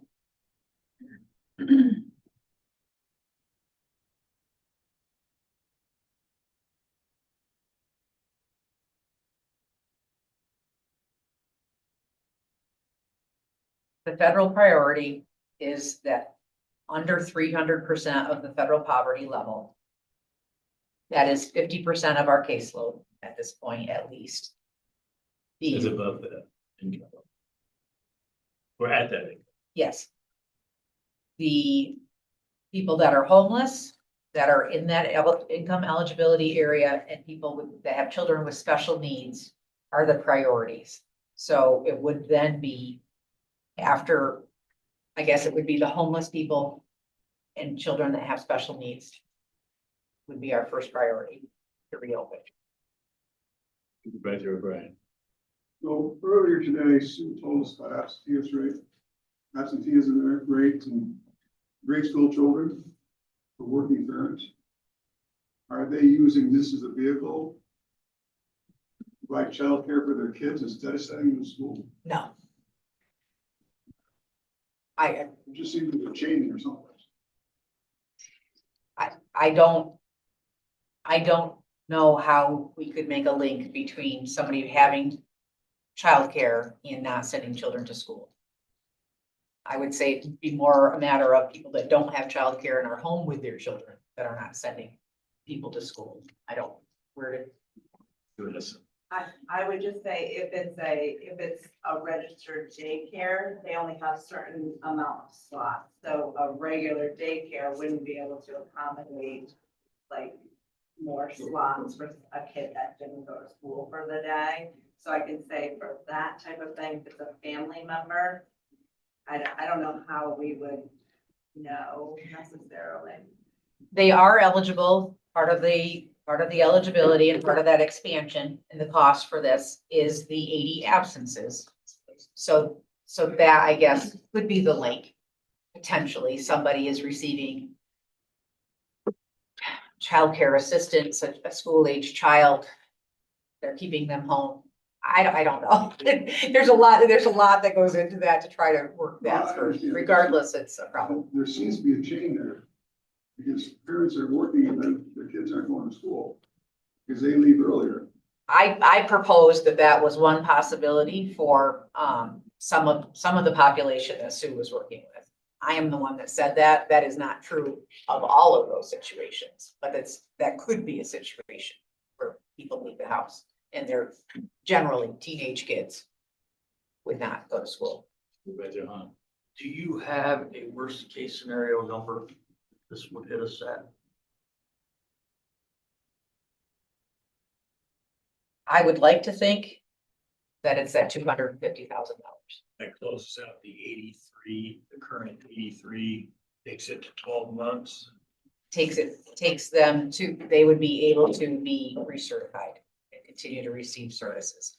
I do want to go back to our math on that and based on all of the things that we have continued to learn and verify that. But it's 83 cases that we had. Cases that we're looking at, that would take it to the certification for 12 months. Yes, yes. 83 that were open, I have a chart. So we will have we have a wait list now. Yes. This, we took for each month, the value, dollar value for the cases that would have to recert during those times. Yep. And that's what took us out to September. Okay. Well, thank you. But yes, then you apply the wait list, they're still sitting in the queue, but that's all. That covers the funding. So, yes, now. Tammy, is there a mathematical exercise that would be worthwhile to look at? So I can't help but feel that lack of childcare could potentially force some working families into having to give up a job in lieu of childcare. If Absolutely. that person had to give up their job in lieu of childcare, and then became temporary assistance or safety net eligible, what's the $250,000? How many people would have to leave their job because of the daycare to cost you more than the 250? Is my question making sense? It is. Like, is there a number of people that would have to leave employment that we would end up spending more in safety net dollars than we would have spent in childcare? I'm sure we could come up, I'm sure I could give a dollar value of what equals 250 at safety net, or, safety net stays or our cost. Not But equal, there's a lot of maybes in all of that. Absolutely, absolutely. You have to make some assumptions and transfer those and say, okay, if we Yes. assume this, then it's gonna cost us this, because they're gonna fall out of this, it's a safety net. Because I know from my time with Kelly's group and Leap, right, I learned that those things happen. People leave jobs because of daycare all the time. I have staff that it happens to. So I can't help but wonder if there's a number that we go up and down on the wait list. Correct. It's definitely gonna be a matter of, I guess, it's a shift. So if And it's, again, I don't. if you're expect you to answer eligible that with on the 100 spot. so you've got the family of four, $100,000, they're eligible. If that is one person making that $100,000, they've got to make the decision, do I quit my $100,000 job to stay home with my kids? Or do I keep that and try to go along with something else to provide care for the kids? I think that's, for me, I have had both of my children while working here. I had intentions that I was going to continue to work here. So it was never something I considered to quit and then come back after my children were school age, but that does happen. Is there a program that Leap could have that could provide some backup for the shortfalls? Financially, or a program for childcare? Childcare.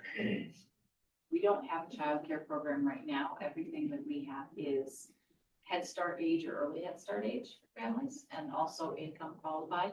There are other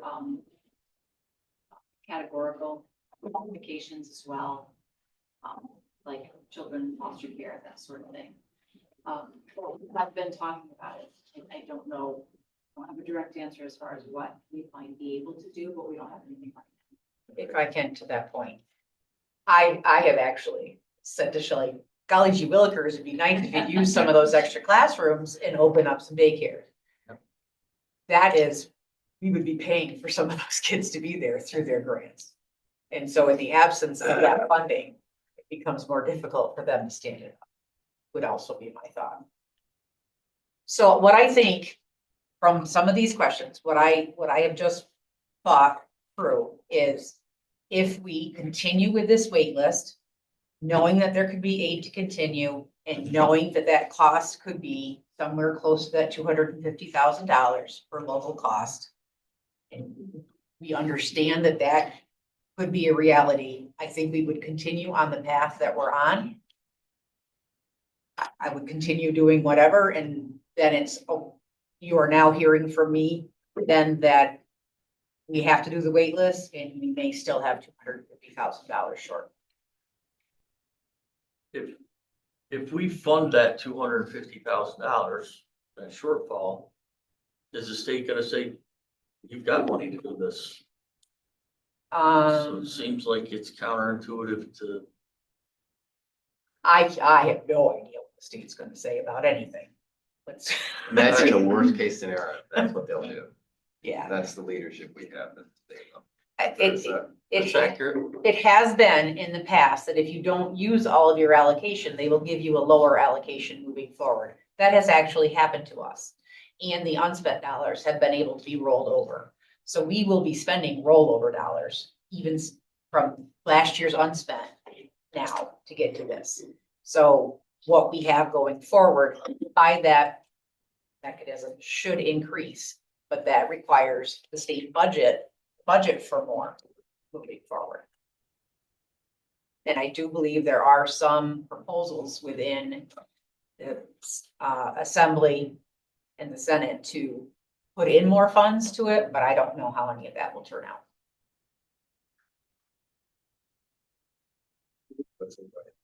Wild card is, we have no idea what the impact of the federal budget's gonna be. What the state funds get, what we get, we have no idea what the settlement on the budget's gonna be until probably next week.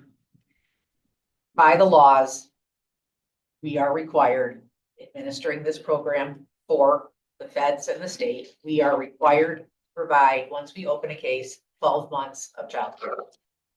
So the most and or least we can do about it at this point, anticipating being short on funds, is start the wait list.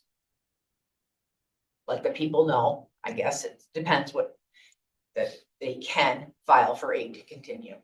And not have to then make that choice to lose their jobs, but it will only be those people, it won't be anybody else that would be eligible. And as we find out more, because I wasn't predicting us being able to take any new cases. With these cases I've just spoken about, with those cases closing, I wasn't projecting us as being able to open any new cases until September. By then, we should have more information about what our allocations will be. Or we definitely will have more information from the state. What the feds do or don't do, I don't know. Laura, I didn't see you over there.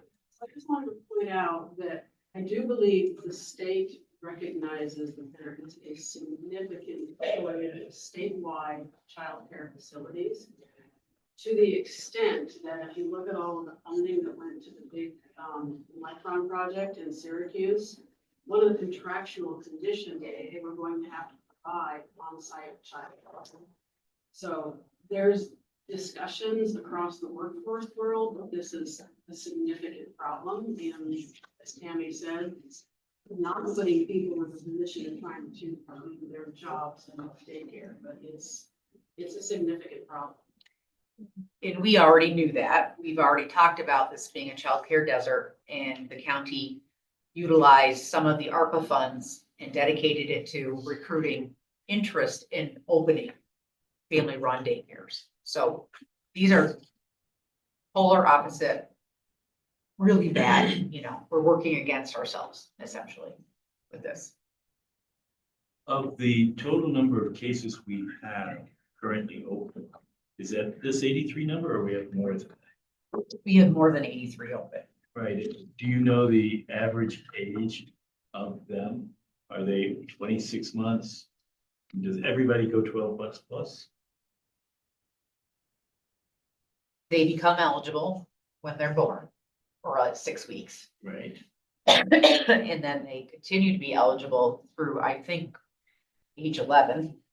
But most parents would not continue to have their children in care outside of the school year at that age. I don't know what our average age is. No, I don't mean the age necessarily, how long have we been providing them? What's the average time? Of the Time cases they that are receive open care? right now. Right, from the time we start providing aid to the time we stop providing aid, what's the average number of months? Is it 36? Is it 20? Is a 12-month window is a critical window? I'm still not understanding. I'm really sorry. Big shot. Yeah, please do. I think what he's asking is he wants to know if when somebody starts or when a student or a child starts at daycare, how long do they stay in that program typically on average? I don't know that answer either. they may not stay in that program. They may choose to go to another program, and the guarantee is for the funding. It's not, we don't choose where they go. Right, but I'm wondering how long on average do we fund someone when they start? If their, We if guarantee their them 12 income, months. if their income does not ever exceed that eligibility, we would be all the way through. 131 months. Yes. So that's what we can also. Wow. 12 months a year, times 11 years old. In the absence of Brian, it's good to have you here. That's a mathematician.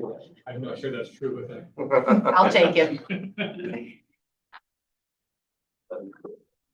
I think it would be a child with special needs. It would be a lot.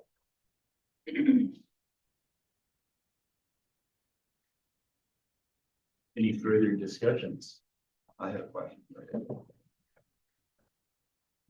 15th, I was at an event in Kingsbury with Assemblywoman Carrie Warner. She asked me, have we seen an increase in homelessness in Washington County?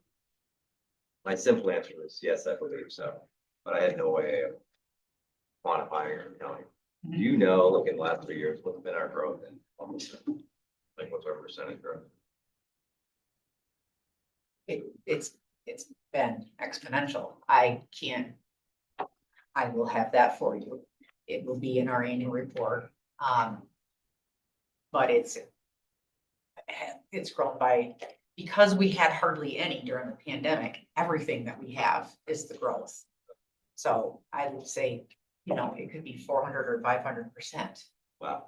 So can I ask, when does the report come out? We are working on it right now. Okay, usually present that in what, June? It's when Gina and I figure we can get it done. We think next month.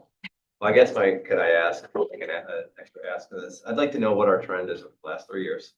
I'm gonna go back longer than that. I actually am planning on, I have another meeting with subset of this group next week, and I plan to give a longer term look back And can we look at it comparative to our neighboring counties? to the degree that that information is accessible. We could Public foil it, information, we right? could foil it if we had to. I mean, we could ask them to when they provide it to us, if we ask them nicely. To the whichever one degree that does, they let us track know. it, it's extrapolating from the data that is public to come up with what of it is their homeless population. If they keep that data, if, for instance, they report it in their annual reports, I can access that. If they don't pull that apart and I ask them for it, it may take them time. Can I ask for foster care as well? Oh, yeah. Three of them with neighboring counties, so we can see a comparison between us and neighboring counties. Wouldn't we be able to see that on their budget lines? That is Do we also, properly account? it depends on where they're placed and how much that costs. We have 30 kids in foster care. Our numbers are low. Ours are low. Yes. Because we try everything else first. But our homeless numbers are high. Yes.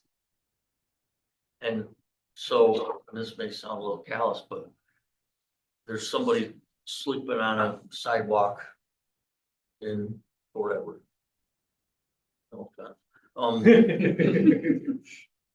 But their home of record is Warren County. Are we still obligated to pay for that person to have a roof over their head? There are a lot of factors. If they are actively receiving temporary assistance benefits through Warren County, we would be able to quickly put them in a car and drive them back there. If without that, we would be going through what our regular diversionary tactics are of asking them where else they stayed. So last night they stayed on the sidewalk there, but where did they stay, the 2 weeks before that? Maybe then it was with friends in Warren County. Still help them get back there. There are a lot of pieces put into the puzzle within the districts and what they are required to do by the state. We can complete paperwork for them and then pass that application back over to the other county. Currently, because of that code blue timeframe and the shelter being open, that is where both of us would be sending that person to. But I get data every week about how many applicants have come through each of our programs. It's something that we started during the pandemic. And it has continued just for the sake of, let's stay on that pattern. Then we will always have that information. So I see homeless diversions and homeless placements. We always have more diversions than we do placements. If they come to us outside of the code blue period and they have been sanctioned previously, we tell them you're not eligible. If they refuse, we say to them, we've got a great bed for you at Open Door Missions program of shelter or at the Saratoga shelter, and they say, no, I don't want to go there. We can say, we're not housing you, again, outside of code blue. So there are those things that are available to us and that we do utilize.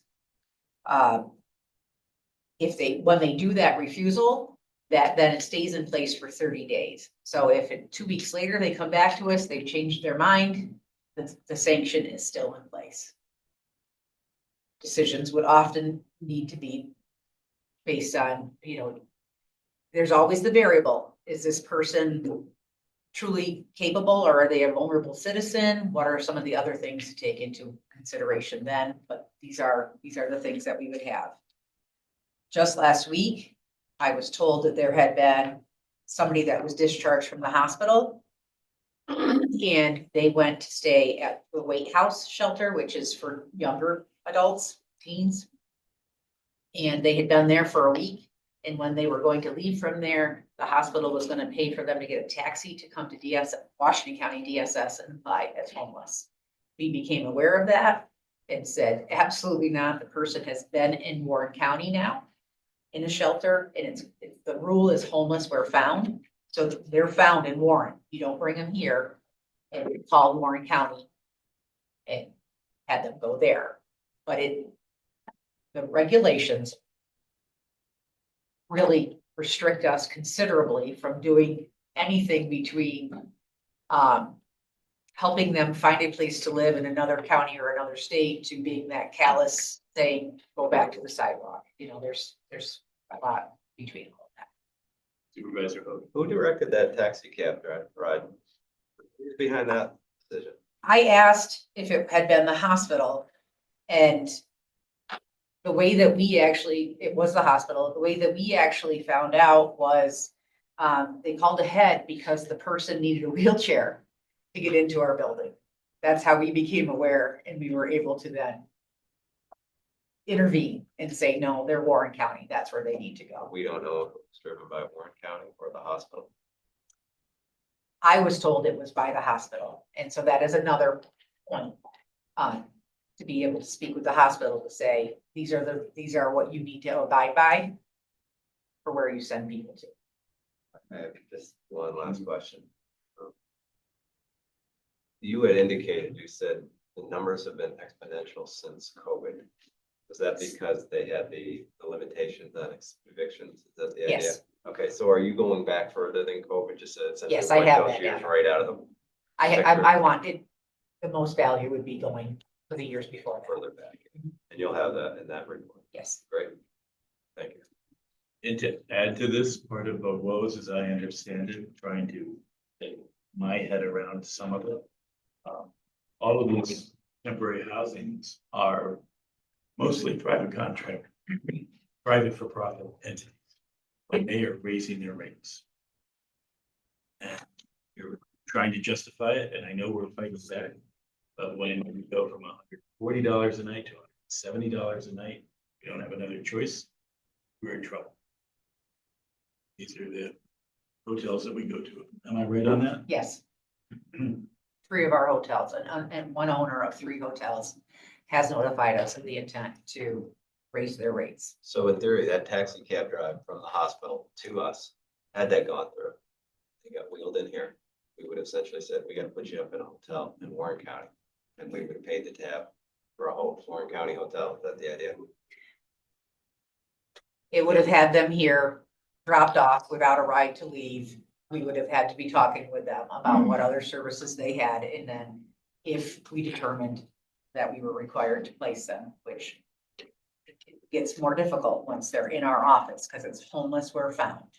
So because we could keep them from even coming in our office or being found as homeless in Washington County, we were able to push them away. But there is, yes, that possibility. But is there a concern that other counties could be more strict with their homeless where found policy and be sending them to us intentionally?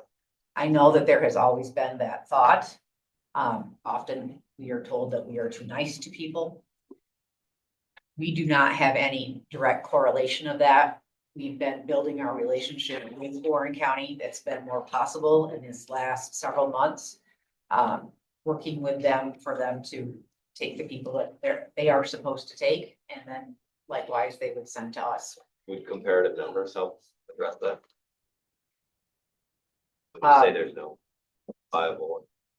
I think it was at finance last month that I provided the charts about poverty levels in the two counties. And the population is just very different between Warren and Washington, that Washington, by the nature of the poverty level, is going to have more people eligible if they apply. But it'll be a percentage number, and if we see a higher percentage of homeless in our county, one explanation could be that they're being advised to come here or being directed or coached to come over here.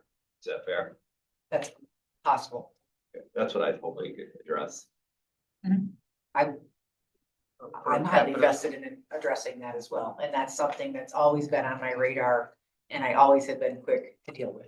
But that's what I'm saying is that, so when you're talking about, I guess I didn't think that household income levels in Warren County and Washington County were that much different, but you're saying last month you showed they are significantly I different. gave the poverty reports for Warren, Washington, and Livingston. So let's say, for example, we have X percentage higher poverty rate here in Washington County, yet we have a significantly higher homelessness rate on a percentage basis in Warren County. That would lead me to believe that we are being utilized as, I don't want to say a dumping ground.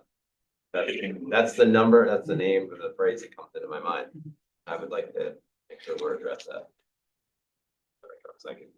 No, thank you. I think this is a never ending type of conversation and we have another video after this. And I'd like to recess this or even convene on more questions and answers and take up everybody's time at this time. Thank you. I could, one more explanation. If the housing that the people who are in Warren County and homeless, if the housing they find is in Washington County, because that's where there is cheaper places to live, they may then go there and when they then don't pay their bill and are evicted, they could then come to us. They are then Washington County residents. That Found also again. happens. Who doesn't pay the bill? Warren County.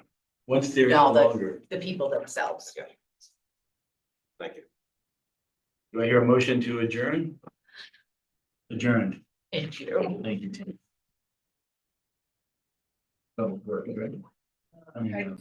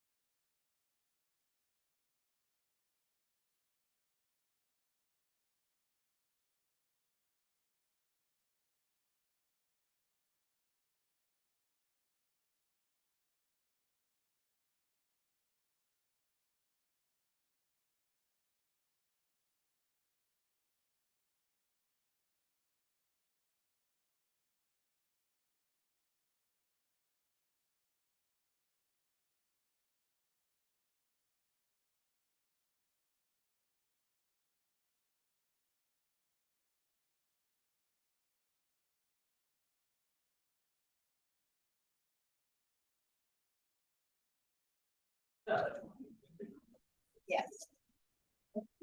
Okay, we're gonna. Hi, everybody. We're gonna open the Ag and Planning meeting.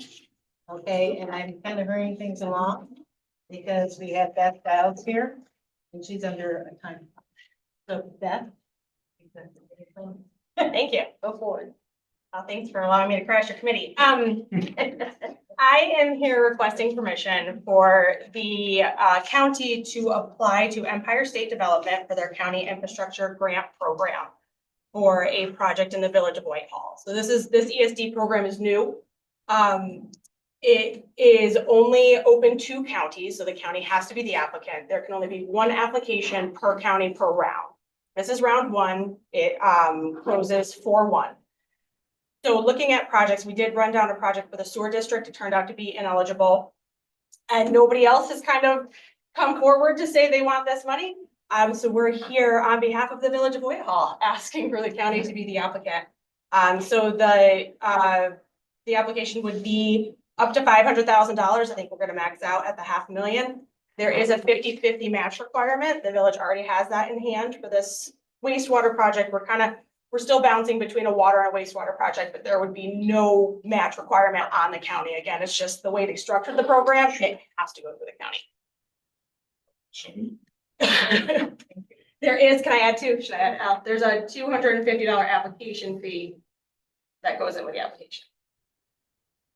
And so that's. And Al's okay with it. And also you have that kind of cash. Oh, So admin, who's doing admin? So there's no admin funding in the grant, so we'll probably just give it to Labella because they are managing the global, like this 500,000 is a piece of much larger infrastructure project. It doesn't make a lot of sense for us to do it, so we'll probably just have it. But Whitehall will do all of that. So my only question, Al. and you know, I have that look on my face. We're going to be lead agency because we have to. Correct. Most of these grants are reimbursement based. Correct. Does that mean that I'm going to be fronting $500,000 to the village? Nope. Or are we able to front load some of this with advances? So you won't be able to front load the grant, but the village is taking on this project anyway. They were gonna have to borrow over $600,000. So this is gonna fill that gap. So they're already moving forward. The other thing I should mention with this program, it has to go to construction within a year, which is why we're not looking at some of the larger projects we have going on, because it's just not, that's not gonna happen. So the village is doing this. We are just. But the money will have to pass through me. So- Correct. It'll have to pass through you to the village, but you will not be front loading any of the $500,000. You being the county. That was in the details, but the application and approval is not. Yep. a hindrance. And this is, it goes through the CFA. Once it's and- awarded, we can have a more in-depth conversation about Absolutely. how it Mechanism. works. Yep, for sure. Okay. Who's on the hook if Whitehall fails? The ESD just takes the money back. No, I They- mean, they'll- once the money's taken, they're borrowing, right? They're matching this? They have grants already in hand that are going to match this. So this is gonna supplement what they were gonna have to. Right, this is actually, we're infusing $500,000 into a project that was already gonna happen, that they would have to borrow for. We're gonna supplement that Already borrowing. the highest rate in our county. So it'll be 3.5%. So we have a motion on the table. Do we have a second? 10 seconds. Any more discussion? Okay, all in favor? Any opposed? Passes. Thank you. Thanks so much, guys. I I gotta You go spike it in the end zone. All right. Thanks, Beth. Yeah, I like it. We're gonna. Should be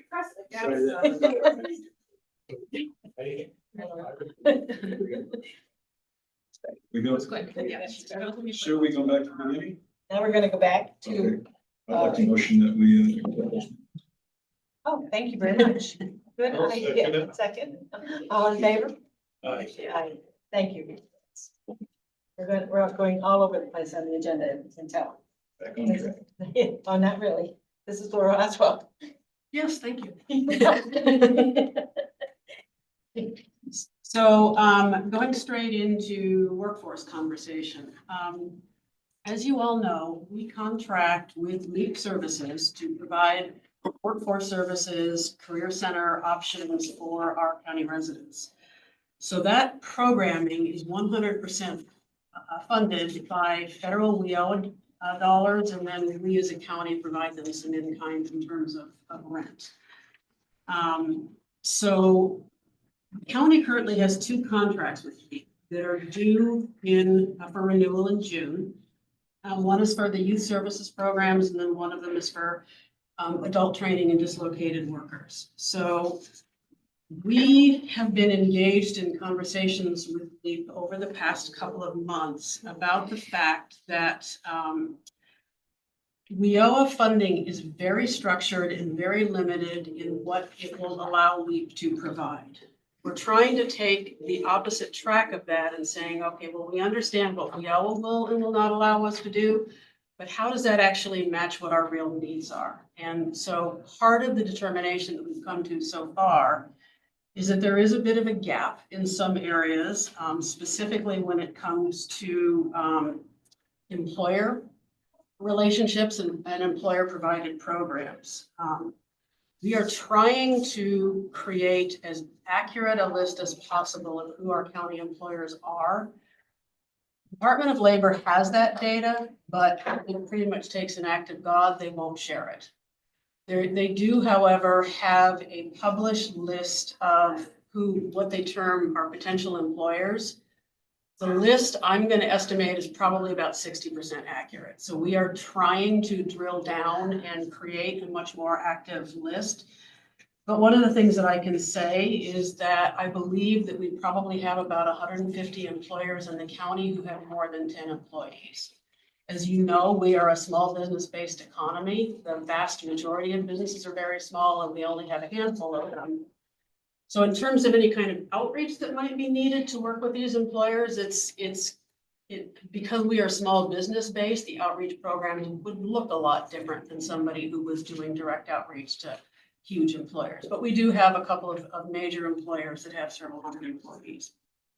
So as of right now, LEAP is pretty much structured to deliver services to residents who walk in the door. And part of what we're trying to ascertain is how do we work it so that we are doing a better job of doing outreach to those employers? Is that something that LEAP can do, wants to do? And if so, how is that funded? Because again, WIOA funding has very strict strictures in terms of income and eligibility requirements for those programs. We want to explore residents. So as you all know, unemployment numbers, well, maybe you know. The trick to that is that how the feds calculate unemployment has changed drastically. So that it basically makes the numbers look better. What happens is after somebody stops looking for a job for a certain period of time, they're no longer counted as unemployed. Basically, it says, well, they're not even in the workforce anymore, so we don't count them as unemployed. Some of those issues might be the transportation or childcare issues that we were talking about earlier, that it leads people to become very discouraged and sort of decide, well, I'm not going to find a job, so why should I even bother trying? So we want to get a better understanding of like where those people are and how we might reach out to them and what do they need? Is it training programs, et cetera?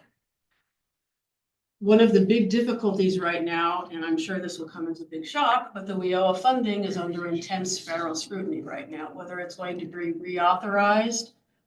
As of last year, there was a lot of discussions about even further limiting use of funds directly to delivery of training services, which is going to make it impossible for LEAP because somebody walks in the door, there has to be staff there to assess and determine.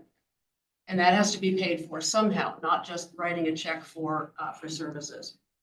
So the reason for this conversation today is just basically to let the committee know that what we are trying to do is come up with an agreeable set of metrics in the short term for the upcoming renewal of the LEAP contract that might say, all right, well, what changes are reasonable within the new structure? What might we be able to do? What's an achievable target?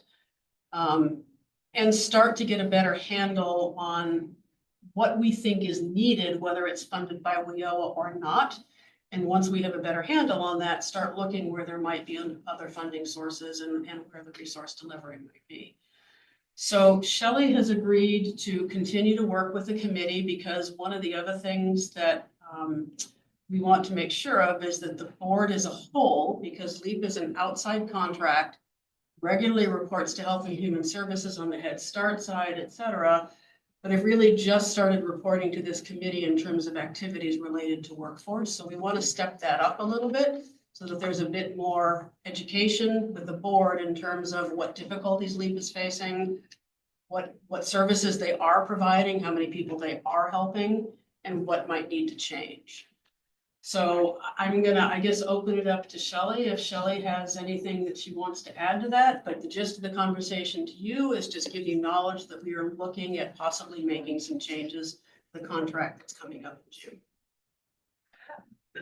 So, I'll make this as quick as I can because we're all, I'll short on time today, but, so last month when I came to you, I did that reporting, which I'm doing quarterly on actual numbers and so that sort of thing. And I'm happy to provide any of that at any time. If anybody ever wants numbers in the interim, I will be happy to report that or I can come more frequently and do that kind of reporting.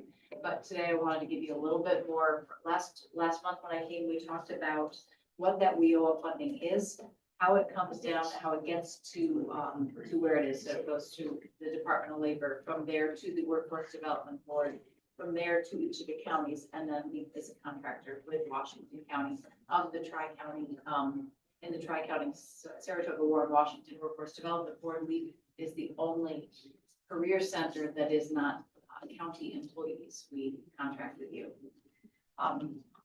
So just a reminder of that.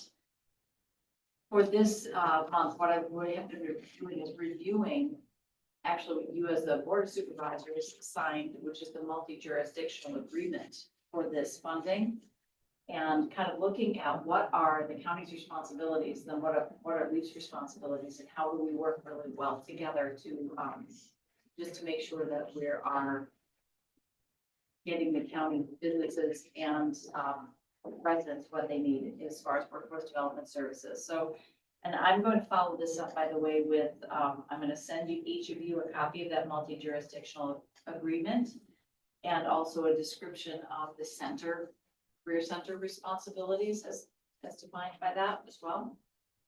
But short version, county responsibilities are things like budget approval.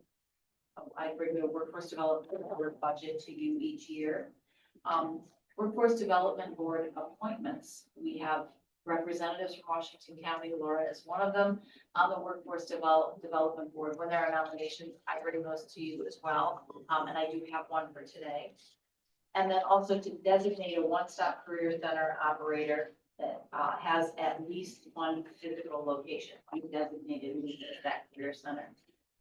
The one-stop or career center responsibilities, these responsibilities are to deliver and direct the implementation of these comprehensive employment and training services, assist businesses with local workforce needs. We act as a liaison, and also assist job seekers with support to find employment, improve their job skills, overcome barriers to employment. Those services are like career training support, business connections, that sort of thing.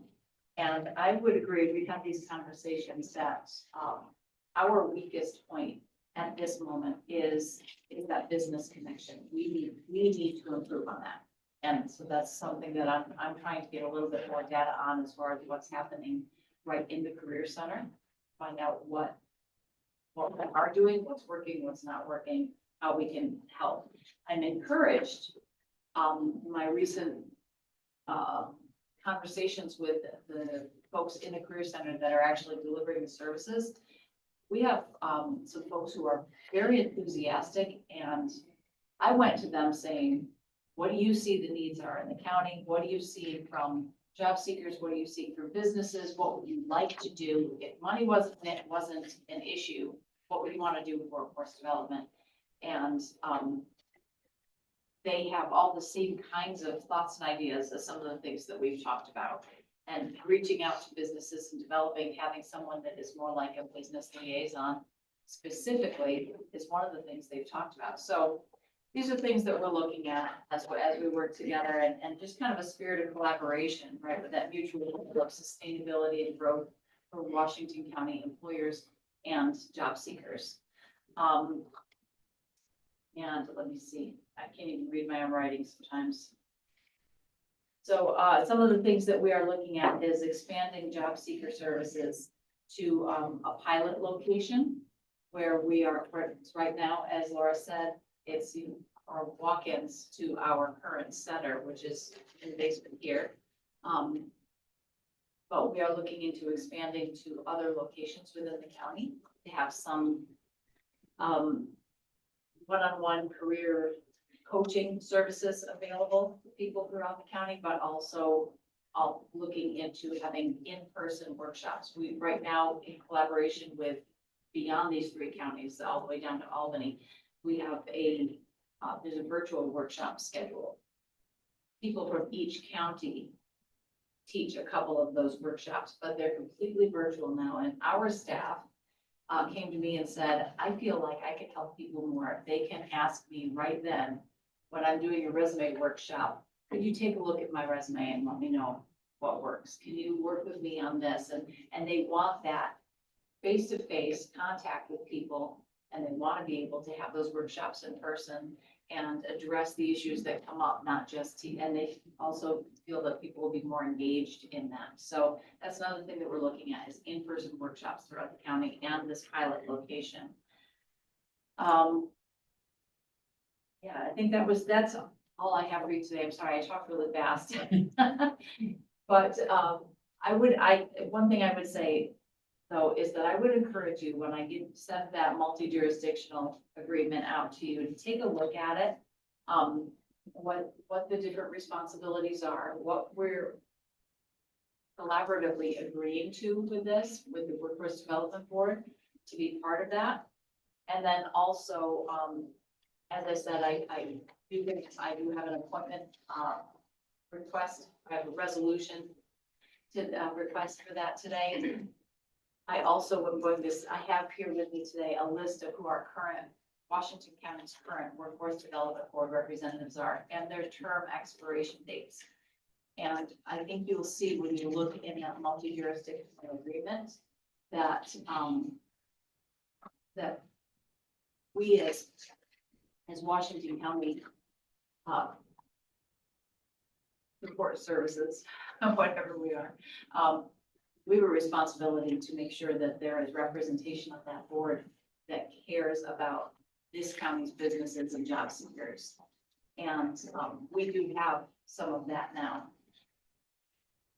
But I would encourage you to take an active role in that. And if you have someone that you would like to recommend for that board when those positions come open, when those positions terms are up or something, if there's someone there that bring it up for nomination yourself, talk to me or to Laura or somebody about it, but take an active role in who those, who is representing Washington County in the Workforce Development Board, because it has not always been, and I'm partly responsible for that. When I was here to leave, I brought to you a couple of representatives because I was asked to, and I did not know the system yet. I didn't know, there's a lot I didn't know.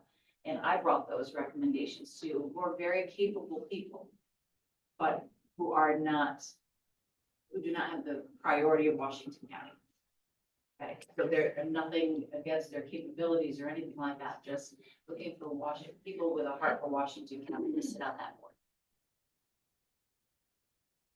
You need to ask for the resolution, for the resolution? Yeah, I do that now if you want. So the resolution request is to appoint Maurice O'Connell. He would be a business representative on the Workforce Development Board. One of the requirements of the board is that at least 51% of the representatives represent the business sector.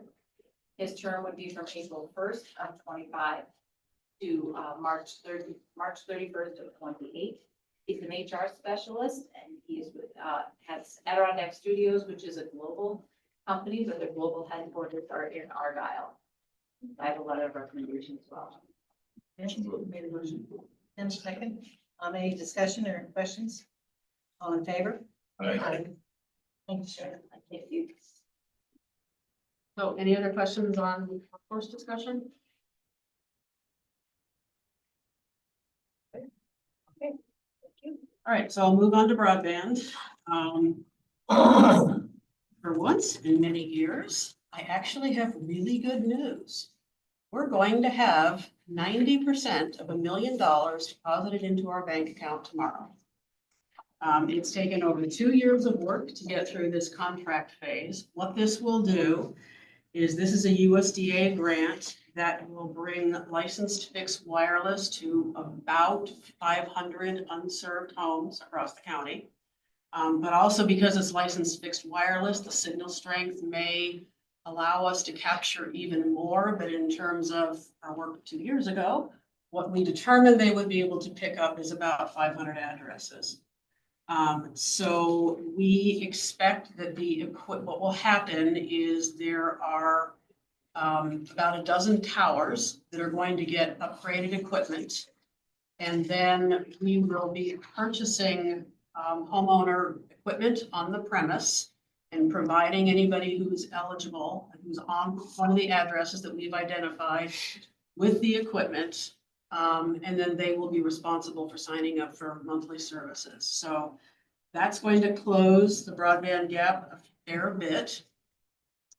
Beyond that, to give you an update on where the state and federal funding is, as I've mentioned before, New York State, through the federal BEAD program, which gave the state $644 million, released an RFP to providers to bid on specific grant areas within the county, and Washington County was divided into 4 grant areas.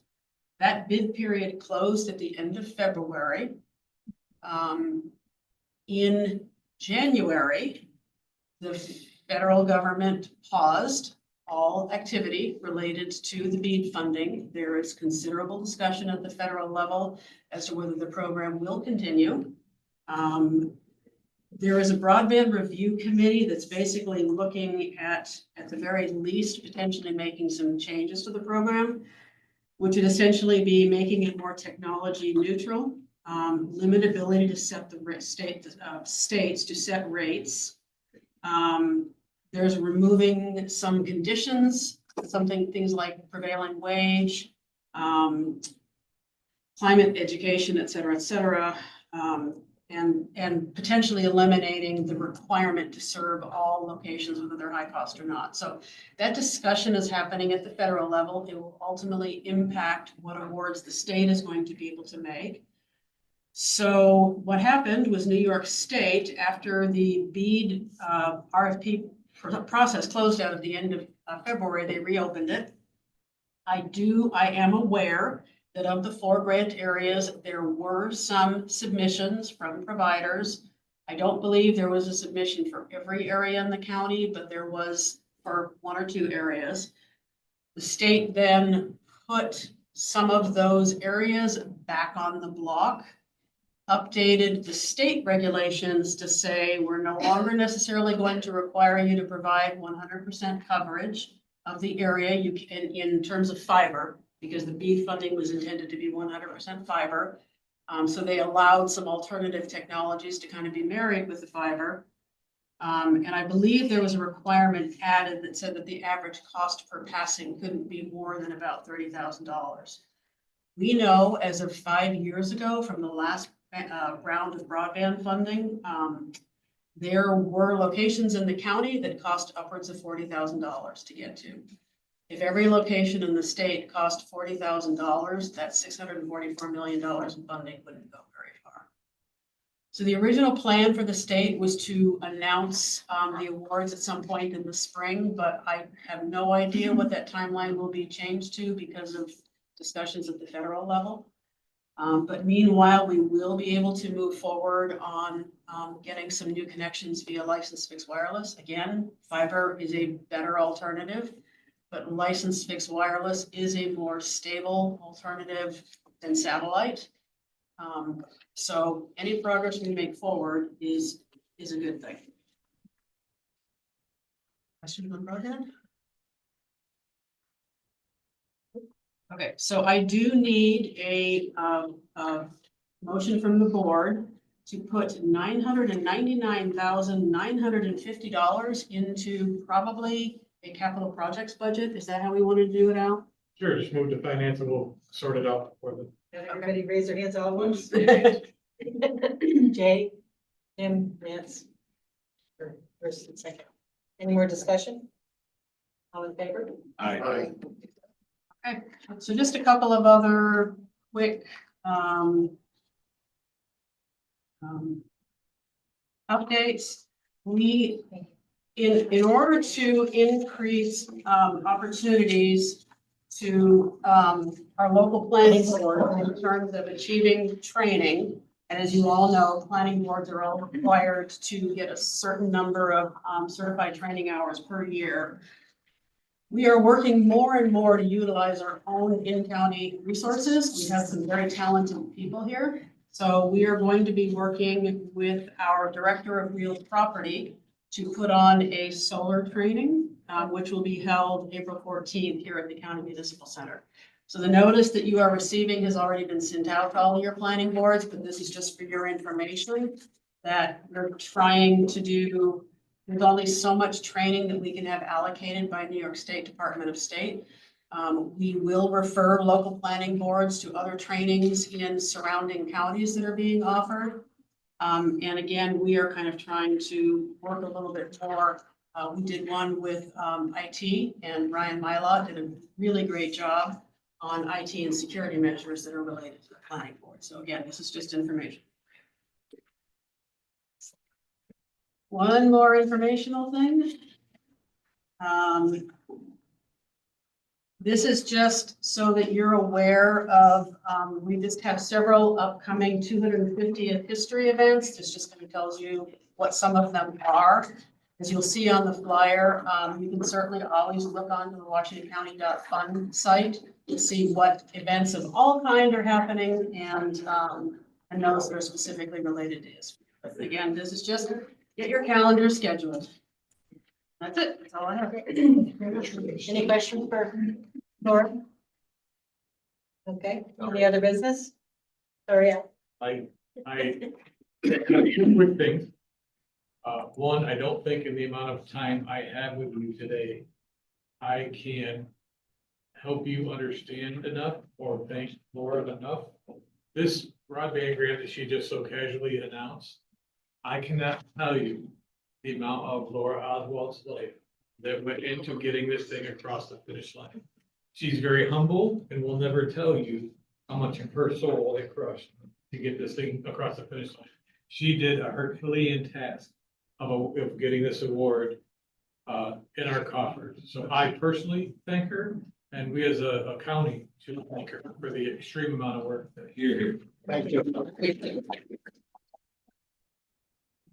USDA did tell us that other than Madison County, which tried this a few years ago, of all the current grants, we are the first to get across the finish line. So it was an amazing task, I think.